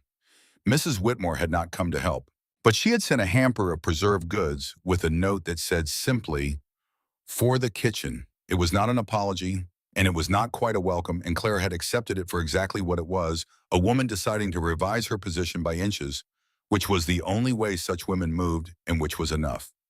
Iris Whitmore had come to help. She had shown up on the second day of the barn raising with a basket of lunch food and had stayed to work alongside the men without being asked and without explanation. And that evening, she and Clara had sat on the porch steps and shared coffee and said very little, and what they said didn't matter much. The thing that mattered was the sitting in the shared history of what had brought them both to this particular porch step, and the understanding between two women who had both spent time being other people's inconvenience and had decided to stop. "What will you do now?" Clara asked. Iris looked at the valley. "My father is going to need help managing the ranch now that the water contract has been voided. The math is different." A pause. "Different in a better way. He's not used to that yet." She looked at Clara sideways. "I've been thinking about teaching. The school in Redstone Crossing is looking for someone. You'd be good at it." "I'm not sure of that, but I'm sure of almost nothing so." She tilted her head. "What about you?" Clara looked at the new cabin, the light coming through the real glass windows, the smoke from the chimney rising straight in the still evening air, the horses visible in the new pasture through the open barn door. "I'm going to stay," she said. Iris looked at her. "That's not what I asked." Clara almost smiled. "I know." She wrapped both hands around her cup. "I think I'd like to do something with the legal work, the filing and the documentation. Not as a lawyer, I'd need years of study for that, and who knows. But as someone who helps people in this valley understand their own documents. Their water rights, their land claims their contracts." She paused. "There are a lot of people out here who don't know what they have or what they're owed. Greer counted on that." Iris was quiet for a moment. "And there's no one else doing that here." "No." "You'd be good at it," Iris said. "I'm not sure of that either," Clara said. but I am sure of almost nothing, so Iris laughed the first time Clara had heard her laugh, and it was genuine and a little surprised, the laugh of someone who has been careful for so long that the unguarded sound feels foreign. The wedding was in April. Not an elaborate one. Ethan had been direct about that which Clara had expected, and she had been equally direct in agreeing, which had clearly surprised him. What they wanted was the specific thing, not the ceremony around it, and Frank Hollis officiated because he was the closest thing the Valley had to a permanent institutional presence, and because he did it with the same steady, practical warmth he applied to everything. The whole Valley came. Not metaphorically, they came from 30 miles in every direction, people Clara had met, and people she had in families she recognized, in families whose names she was learning. Mrs. Whitmore came in a new hat with a careful expression. Iris stood near the front with a smile she didn't bother to contain. Dutch Alderman stood with his arms crossed and his face moving in small, involuntary ways. Roy Dunbar wept openly and unself-consciously and had no apology for it. Jesse Cade did not come. He was in Cheyenne cooperating with the last stages of the federal proceedings, working out his own particular accounting with the choices he had made. But he had sent a letter, and Ethan had read it standing at the kitchen table, and Clara had watched him fold it and put it in the cedar box where his father's papers were, and she had not asked what it said, and he had told her later that night Jesse had written about Margaret, about what he remembered of her, not the loss but the alive part, the part that had laughed and been stubborn and loved fiercely and passed those qualities down through the people she had touched. He had written that he hoped Ethan had found something worth carrying that forward into. Ethan had. The ceremony was simple. Frank read what needed to be read, asked what needed to be asked, waited for the answers, and accepted them. The ring was plain silver made by Dutch, which was a level of symbolism she appreciated without having designed it. The crowd cheered when Frank announced what everyone already knew. Clara Maddox, Clara Cole, as of that morning, kissed her husband in front of the entire Valley and thought about the depot at Redstone Crossing in the dark and the $20 bill pressed between two fingers and the impossibility of what had come after. She thought, this is not the life I came here to find. She thought, this is better. That evening, they sat on the porch of the new cabin and watched the sun go down over the mountains. The aspens were in full leaf now, and the valley was green and deep, and the snowmelt ran in the creek below with a sound like continuous conversation. The horses grazed in the pasture. Smoke rose from the chimney. The new barn cast a long shadow eastward over ground that was theirs, not just 200 acres now, but 500, the land his father had built, and what Ethan had added to it through years of hard work, and what could be built further still. Are you thinking about the mill? Ethan asked. She looked at him. What? You have that look, the one where you're somewhere else for a minute. She turned back to the valley. I was thinking about the depot. He was quiet. The night Warren Greer drove away, she said. Standing there into the dark with $20 in a canvas bag, I had maybe 2 hours before the cold would have made it impossible to make any decision at all. She paused. I almost didn't walk north. I almost sat down at the depot and waited for the cold to make the decision for me. But you didn't. But I didn't? She looked at him. Why did you open the door? He looked at the valley for a moment, heard the knock, opened the door, saw someone who needed to come in. He paused. Seemed like the only reasonable response to the available information. She laughed. She could always make her laugh without trying, which was one of her favorite things about him, the accidental, unadorned quality of it. That's not romantic. It's true. True things can be romantic. Then here's a true thing. He looked at her, and what was in his face was entirely present. No walls, no calculation, just the man he had decided to be when he stopped trying to protect himself from wanting things. I don't think I knew what I was missing until you knocked on that door, and I don't think I would have gone looking for it. He paused. I'm glad you knocked. She reached over and took his hand. So am I, she said. They sat in the quiet that followed, which was the best kind of quiet, not the absence of something, but the presence of enough. The valley stretched out below them in the last gold light of the day, and the mountains caught the red of the lowering sun on their western faces, and somewhere down in the timber a hawk turned on a thermal and cried out once sharp and free. It was the sound of a thing that owned its own life. The world was very large out here, and it was sometimes brutal, and it took things without asking and gave things back in its own time and on its own terms. But there was something in it, in the particular quality of open country under open sky, in the way the cold was honest about itself in the work that was necessary and the work that was chosen, and the way those two things sometimes became the same, that made a person feel, if they were lucky and paying attention, like the size of them matched the size of the world. Clara Cole sat on the porch of her home in the last light of an April evening with her hand in her husband's and felt, perhaps for the first time in her life, exactly the right size. They had come west looking for different things, she for a future worth choosing, he for a quiet that asked nothing of him. What they had found was neither of those things, and both of them a life that asked everything and gave back more than the asking. It had started with a blizzard and a stranger's door. It had moved through fire and fear and the long, slow work of learning to trust.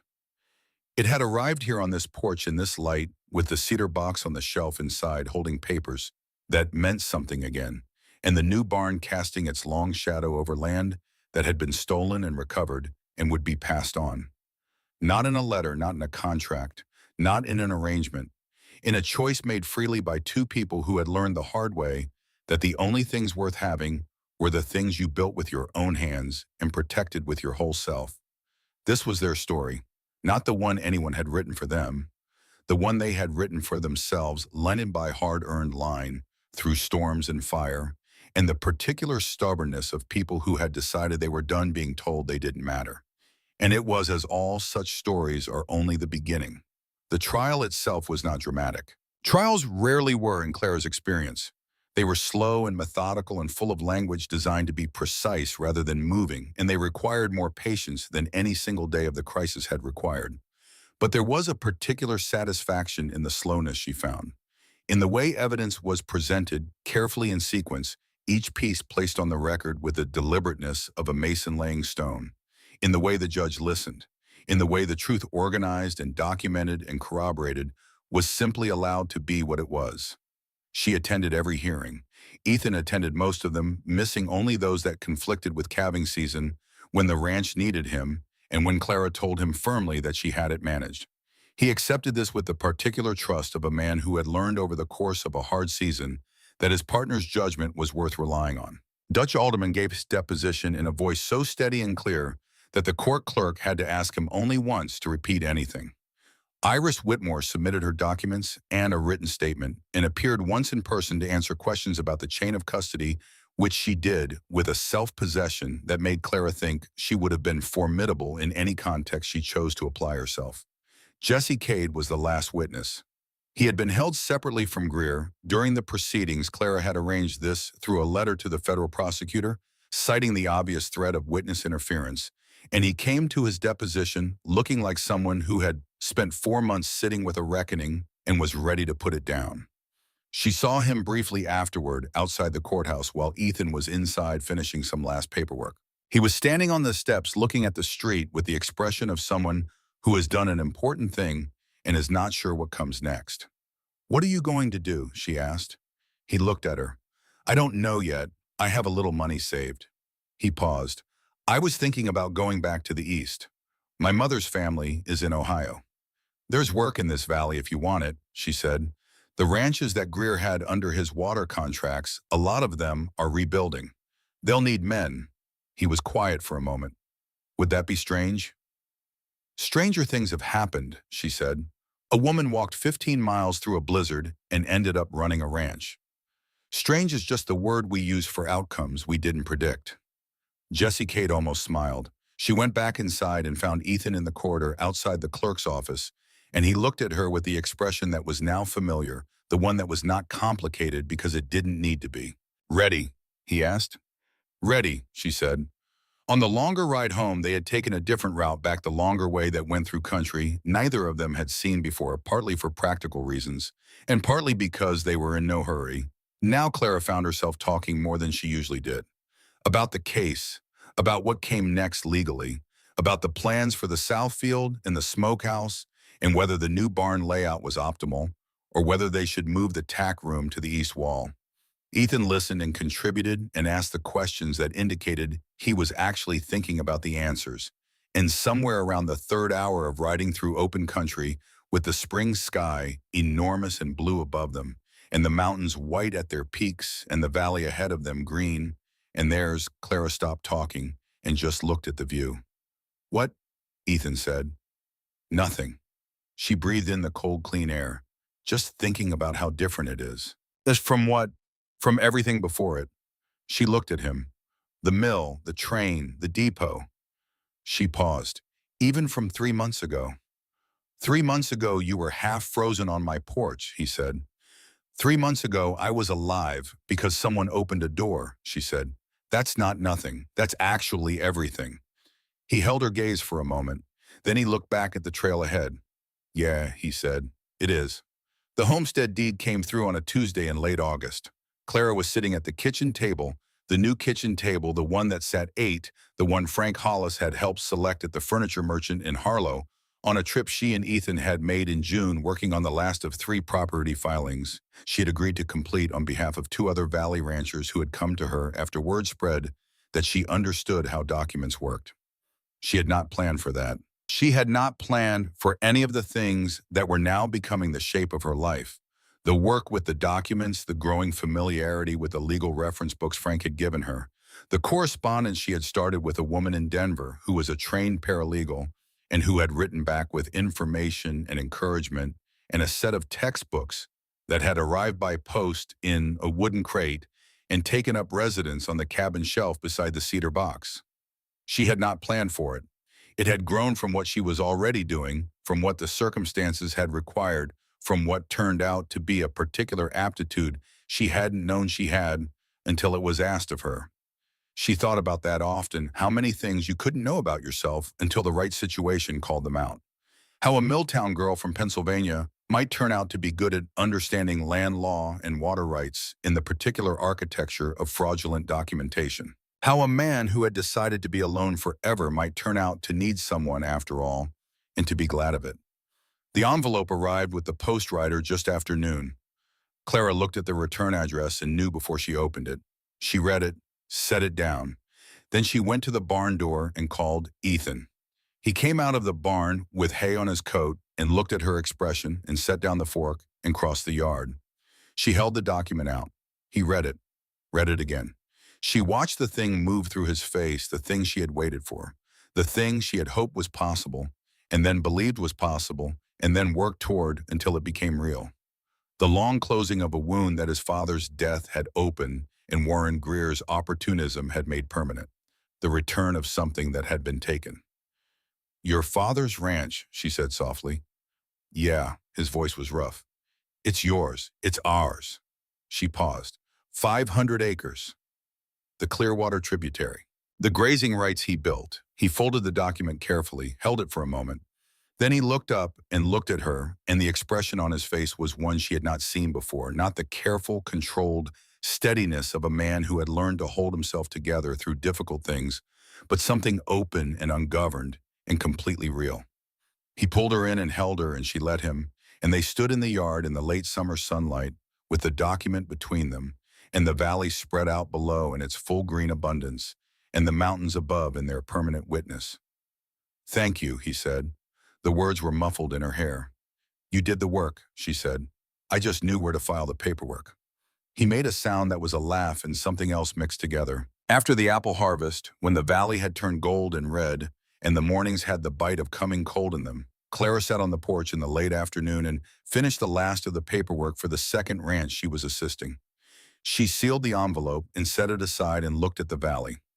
Ethan came and sat beside her, as he did at the end of most days now, the particular habit of 2 people who have learned that the end of the day is the best time for sitting with someone you want to sit with. "You should formalize it," he said. She looked at him. "What?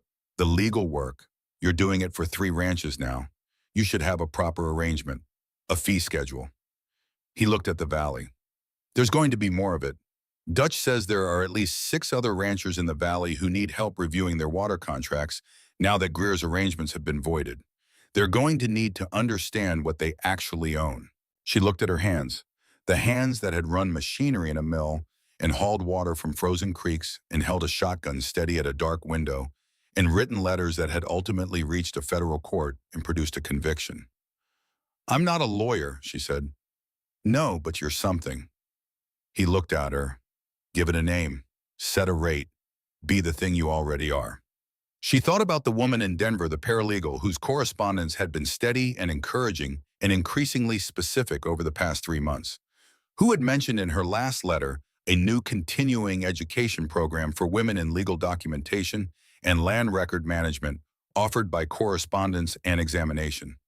"I've been thinking about studying formally," she said. "I know." She looked at him. "You know, the books on the shelf, the correspondence you've been having, the way you've been describing the case you're working on." He looked at her with that steady seeing quality she had come to rely on. "You're working towards something. I just wasn't sure if you'd decided to say it yet." She almost laughed. "Is there anything you don't notice?" "Probably, but not that." She looked at the valley again, the long view from the porch that had become over the course of an entire hard season as familiar as breathing. The aspens, the creek, the barn with the slate roof, the south field that would be hay next year if the planting held, the 500 acres to the south that had been returned and were waiting for the work that would make them productive again. "I'd like to do both," she said. "The ranch and the work. They're not separate things." "No," he said, "they're not." She reached over and took his hand the way she had started doing, and he held it, and they sat together in the golden afternoon light, while the season turned around them, and the mountains held their counsel, and the valley below moved through its own patient business. This was the life she had not known to want, the one she had found by accident through a blizzard in a stranger's door, and the particular courage of refusing to disappear when someone had decided she should. She had not been rescued. She had been received.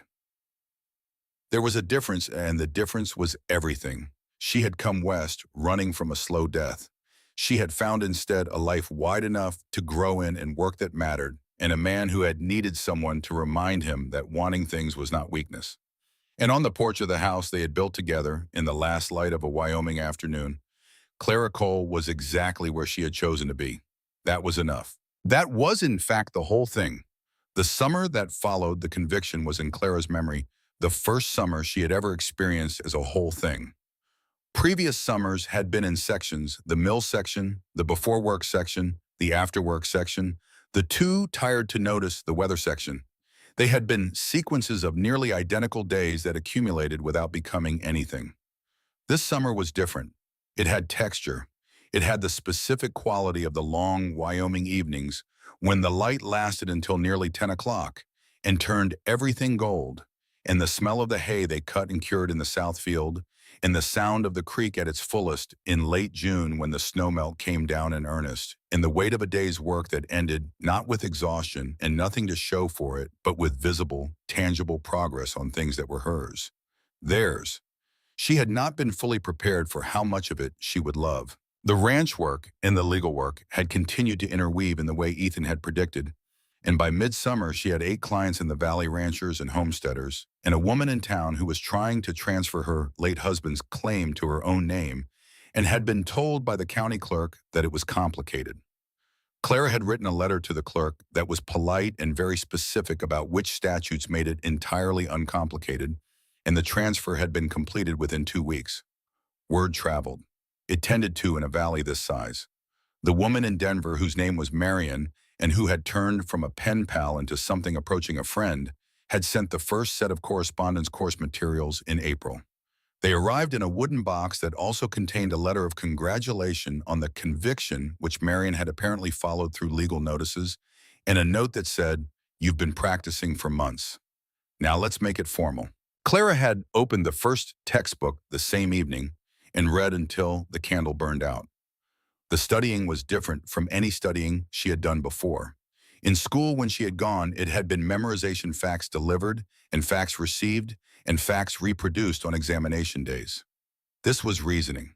This was learning to construct an argument that held together under scrutiny, to identify the weak point in someone else's case, to understand why a precedent applied or did not apply, and to be able to articulate the reason clearly to someone who was going to push back. She found she was good at it. She found more specifically that the mill had given her something she hadn't recognized as training, 6 years of spotting the detail that didn't match the count, that was off the pattern that deviated from the norm. 6 years of maintaining records under conditions where carelessness had real consequences. 6 years of learning to see. She had hated the mill. She did not regret what it had taught her. Ethan watched her studying the same way he watched everything, with a steady attention that did not intrude and did not withdraw. He would sit with his own reading or his harness work or the ranch accounts, and she would sit with Marion's textbooks and Frank's annotated references. And the cabin in the evenings had the comfortable density of a space where two people are doing separate work in shared proximity and finding it sufficient. One evening in August, when the textbook was open to a chapter on adverse possession, a concept that had layers of relevance to everything she had spent the past year doing, she looked up and found Ethan looking at her. "What?" she said. "Nothing." He went back to his accounts. "You've been staring." "I've been looking." He looked up again. "There's a difference." She waited. "I was thinking about the letter," he said. "The original one, from Greer." He looked at his hands. "You kept it because you thought it might matter. You didn't know why or how. You just thought this might matter." "Yes." "You've been thinking that way your whole life," he said. "Haven't you? Keeping things that might matter. Noticing things that other people don't think to notice." He looked at her directly. "That's not something you learn. That's something you are." She looked at him across the table in the evening light. "My mother taught me to keep documents," she said. "She said a piece of paper is the only thing that survives disagreement." She was right. She was. And she was practical, and she was stubborn, and she would have had a great deal of opinions about this valley and the men in it. Clara paused. "She would have liked you. Would she?" "She valued men who said what they meant." "I try to. You succeed more often than anyone I've met." He held her gaze for a moment. Then he looked back at his accounts, and she looked back at her textbook, and the fire moved, and the summer evening moved through the windows, and the valley outside was rich and green and entirely abundantly theirs. The harvest came and went. The first frost came in late September, earlier than Ethan had expected. Not earlier than the land expected, which had already been sending the signals that knowledgeable people read and prepared for. They were prepared. The root cellar was full. The hay was in. The cattle were brought to the closer pastures. The firewood was stacked in the new woodshed Clara had helped design, with a roof configuration that kept the rain off more effectively than the old one. She had opinions about roof configurations now. She noted this with the same mild private satisfaction she noted all the things she had not known she would become. On the morning of the first snow, a light dusting, barely a frost, more a suggestion than an arrival, Clara stood at the kitchen window with her coffee and looked at the white field and thought about the night she had walked through something that could have killed her. She thought about the 15 miles, the cold, the way her hands had stopped existing before they started to come back. She thought about the amber light on the ridge. She thought about the 3 knocks. "You're somewhere else," Ethan said from behind her. "I'm here," she said. "I'm just also remembering." He came to stand beside her. The snow outside was thin and the light was pale, and the mountains were white all the way to the valley floor, now the first real winter making its entrance. They had done this before, stood at this window looking at the beginning of winter, but the first time she had been a stranger in borrowed clothing, and he had been a man who had forgotten how to let anyone in. The window was the same. The view was the same. They were not the same. "A year ago," she said, "almost exactly." He looked at the snow. "You came through on the 19th of November. You know the date." "Of course I know the date." She turned to look at him. He was looking at the window, and his profile was familiar in the way that things become familiar when they are looked at daily and thoughtfully, and the line of his arm and the angle of his shoulder and the way he held his cup were all things she knew. The way she knew the sound of the creak and the particular creak of the barn door and the smell of pine smoke and cold air. "I'm glad I knocked," she said. He looked at her. "I know. I'm glad you opened the door. I know that too." He looked at her the way he always looked at her when he had something to say that he was finding the right words for. "I was afraid," he said, "not of you, of what it meant to let anyone matter again." He paused. "I think I was wrong about that, about fear being information about what to avoid." What is it information about? She asked. What you can't afford to lose, he said, which means what you have to protect. He held her gaze. Not a reason to close the door, a reason to be sure what's on the other side of it is worth it. She looked at him for a long moment. Then she kissed him in the kitchen in the pale winter morning, with the snow falling soft and the coffee cooling in their cups, and the ranch around them going about its patient, necessary business, and the cedar box on the shelf, with its papers that had been recovered and returned, and the textbook on the table open to the chapter she was studying, and the entire accumulated ordinary, extraordinary life of two people who had chosen each other freely pressing in around them from every direction. Outside, the snow came down soft and steady, the way it had come down a year ago when everything started. But this snow was not violent, and this cold was not threatening, and the world it was making was not a test. It was just winter, which they knew how to live in. They knew how to live in it together. And that after everything was the whole story. Not the blizzard, not the man who had tried to take it all away, not the barn burning or the trial or the documents or the years of careful loneliness. Those were the circumstances. The story was the choosing. The story was two people who had arrived at the same door from different kinds of loss and the quiet understanding they had built between them and the life they had made on the other side of it. That was the story. That was the only story that had ever mattered.